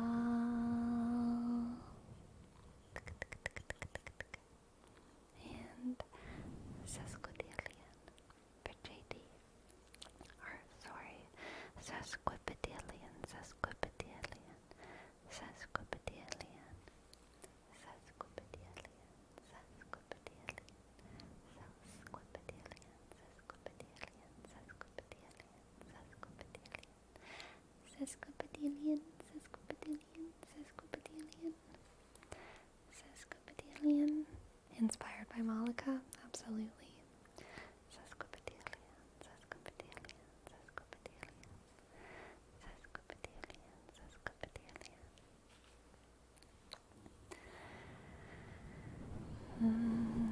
Dovahkiin, Dovahkiin, nalaksin losvarin. Watain vogul marfera kastval. Akvinnorak palgran fadnoloson sindrosan. Dovahkiin fain kol ludra. We need saviors to free us from Alduin's reach. Heroes on the field of this new war to wage. And if Alduin wins, man is gone from this world, lost in the shadow of his black wings unfurled. I don't really remember how that song goes. Something like that.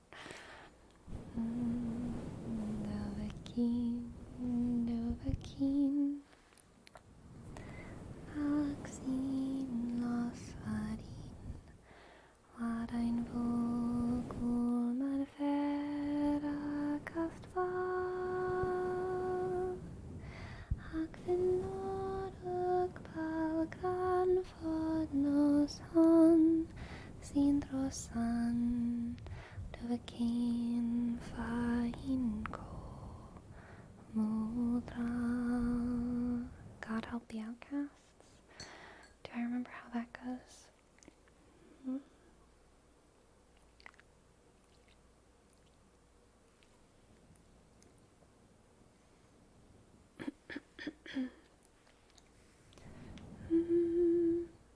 God, God, God help the out. I can't remember how it goes.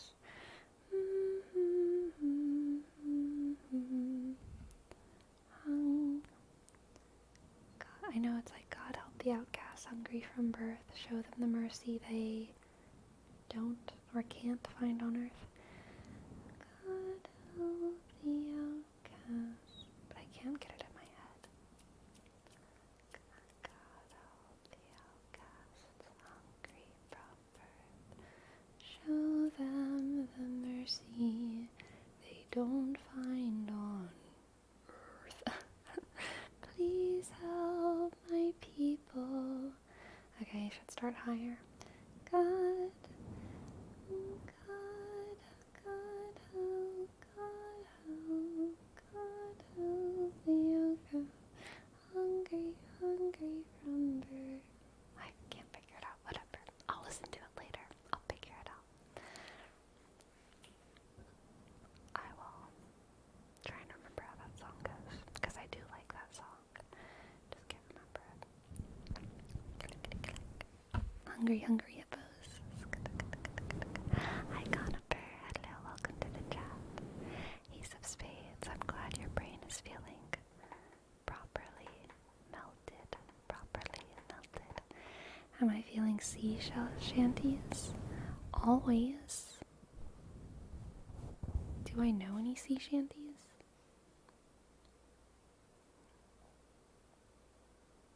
What sea shanties do I know?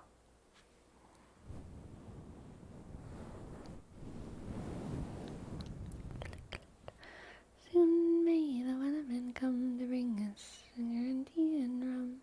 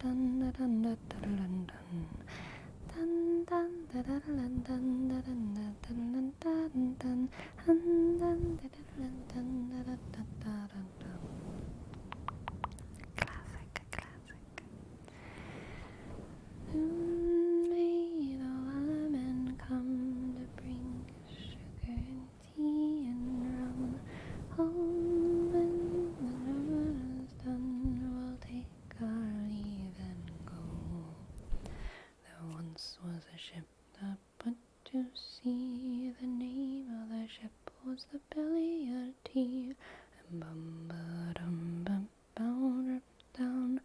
Oh, that belly more low. Soon may the weathermen come to bring us sugar and tea and rum. Oh, when the trumpet is done, we'll take our leave and go. Click, click, click. Go ahead, Jerome, you can link it. Sk, sk, sk, sk, sk. Good benchmark. I hope you're dancing well. Have you ever seen the Baldur's Gate 3 theme? I don't know how most of it goes, but I do know that the end is like, but I can't think of how it even goes. Down, down, down, down, down, down, down, down by the river.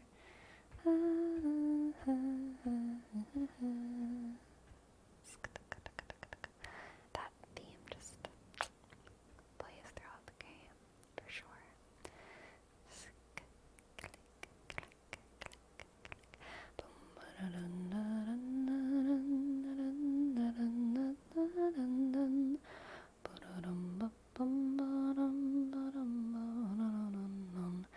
I thought about doing a YouTube singing video that was all like, the theme of it would just be like TikTok songs.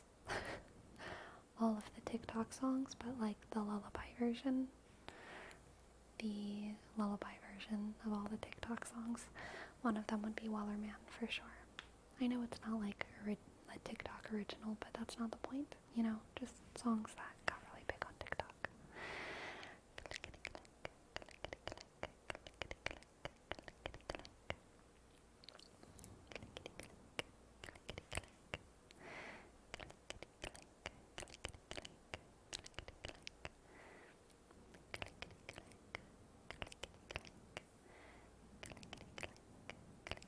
Which one is the Fortnite song?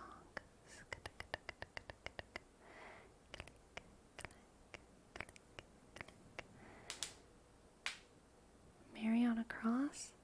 Y'all have different TikToks than me. I don't know any of these songs. Oh no. Oh no, we all have different TikToks. I found the flaw in my plan.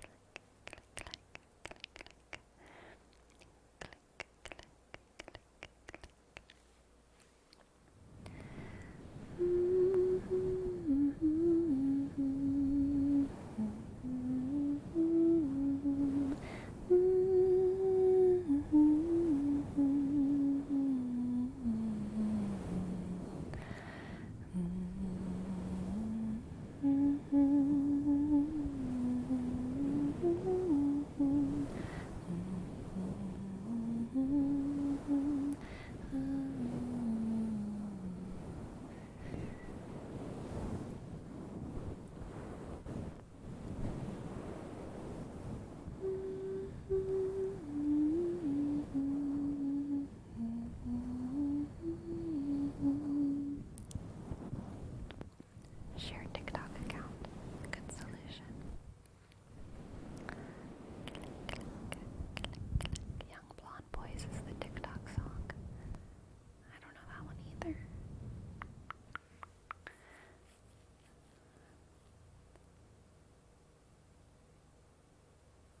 Oh, I know that song, Jay. I do know that song. But I can't sing it, but I know what you're talking about. I could do the OK Boomer song. OK Boomer?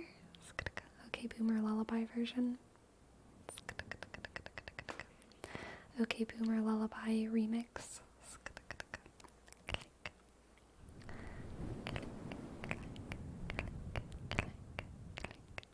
I would need to come up with some more lyrics.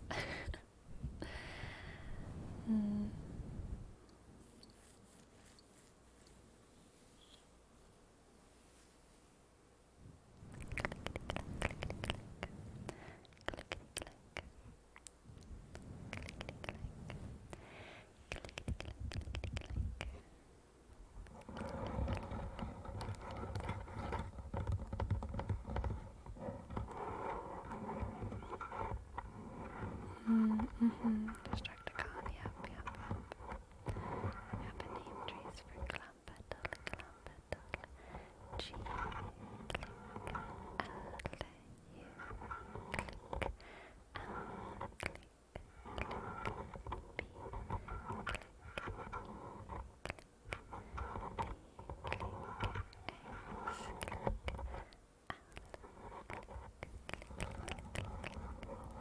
I do not play The Sims as XK.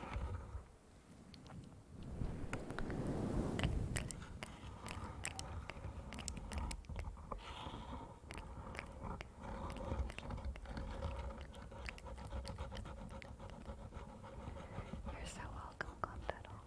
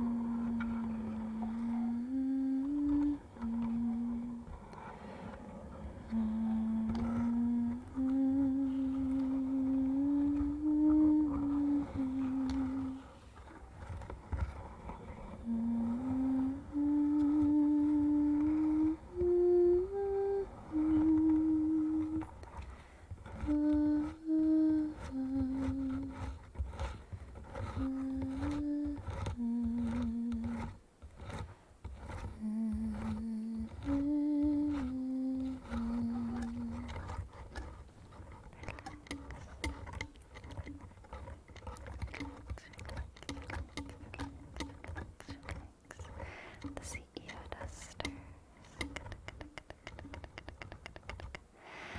Yes, Dumpamaniac. It is too late. It is too late. It is too late. But we will be here tomorrow.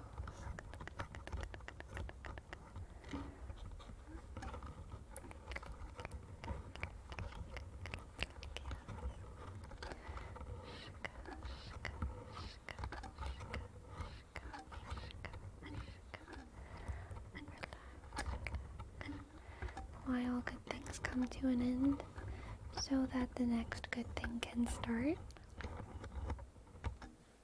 I think that's a pretty good answer. So the next good thing can start.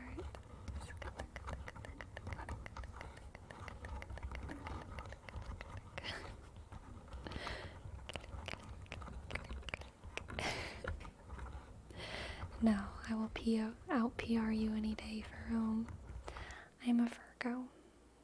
Okay?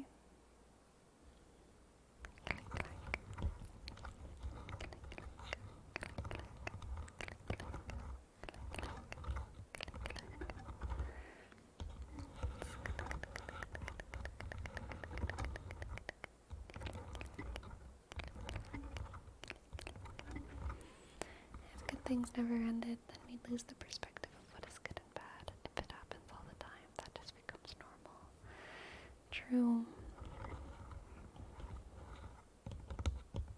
We didn't realize we were just making memories. We just knew we were having fun.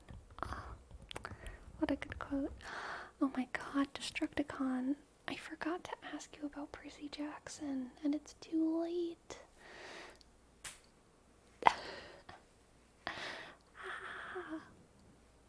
Tomorrow. I haven't bought it, and I'm excited. Yeah. I'm excited, and I want to hear what you say about it. Click, click, click, click, click, click,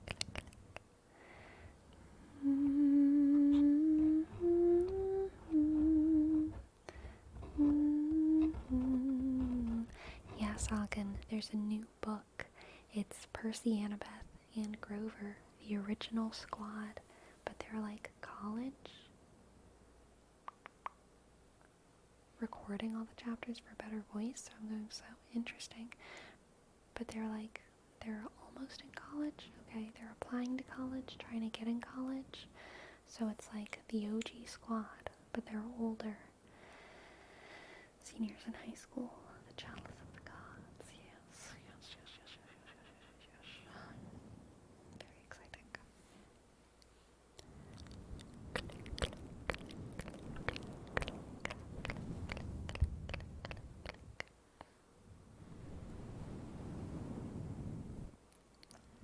Hello, Phoebe. Welcome to the chat.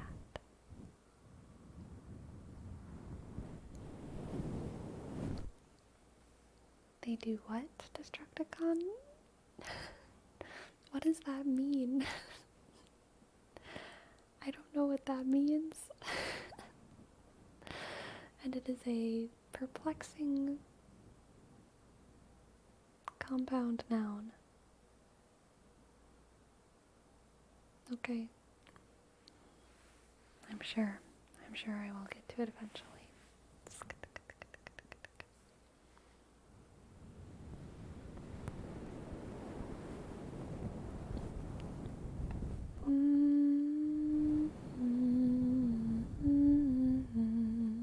You never saw the memes?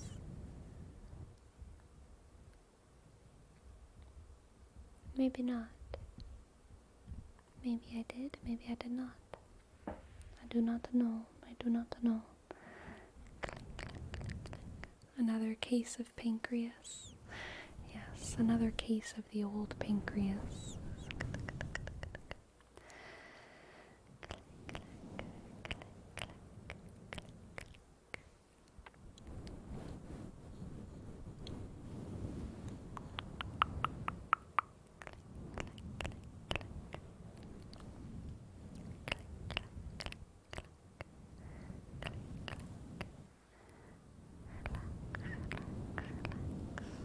Alright, my friends.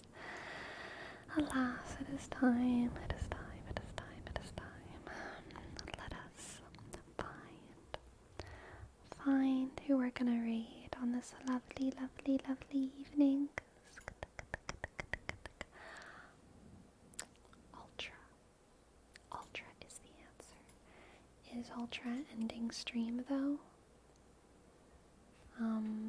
Ultra's been streaming for almost 3 hours, so they might be ending stream. But I don't think so. Okay, we're gonna raid Ultra. Y'all, if you don't know who Ultra is, they are such a fantastic streamer, Reiki healer. I love their channel so much, and I'll sit and chat for a while probably and enjoy them with y'all. So I'll see y'all there, okay? I'll see y'all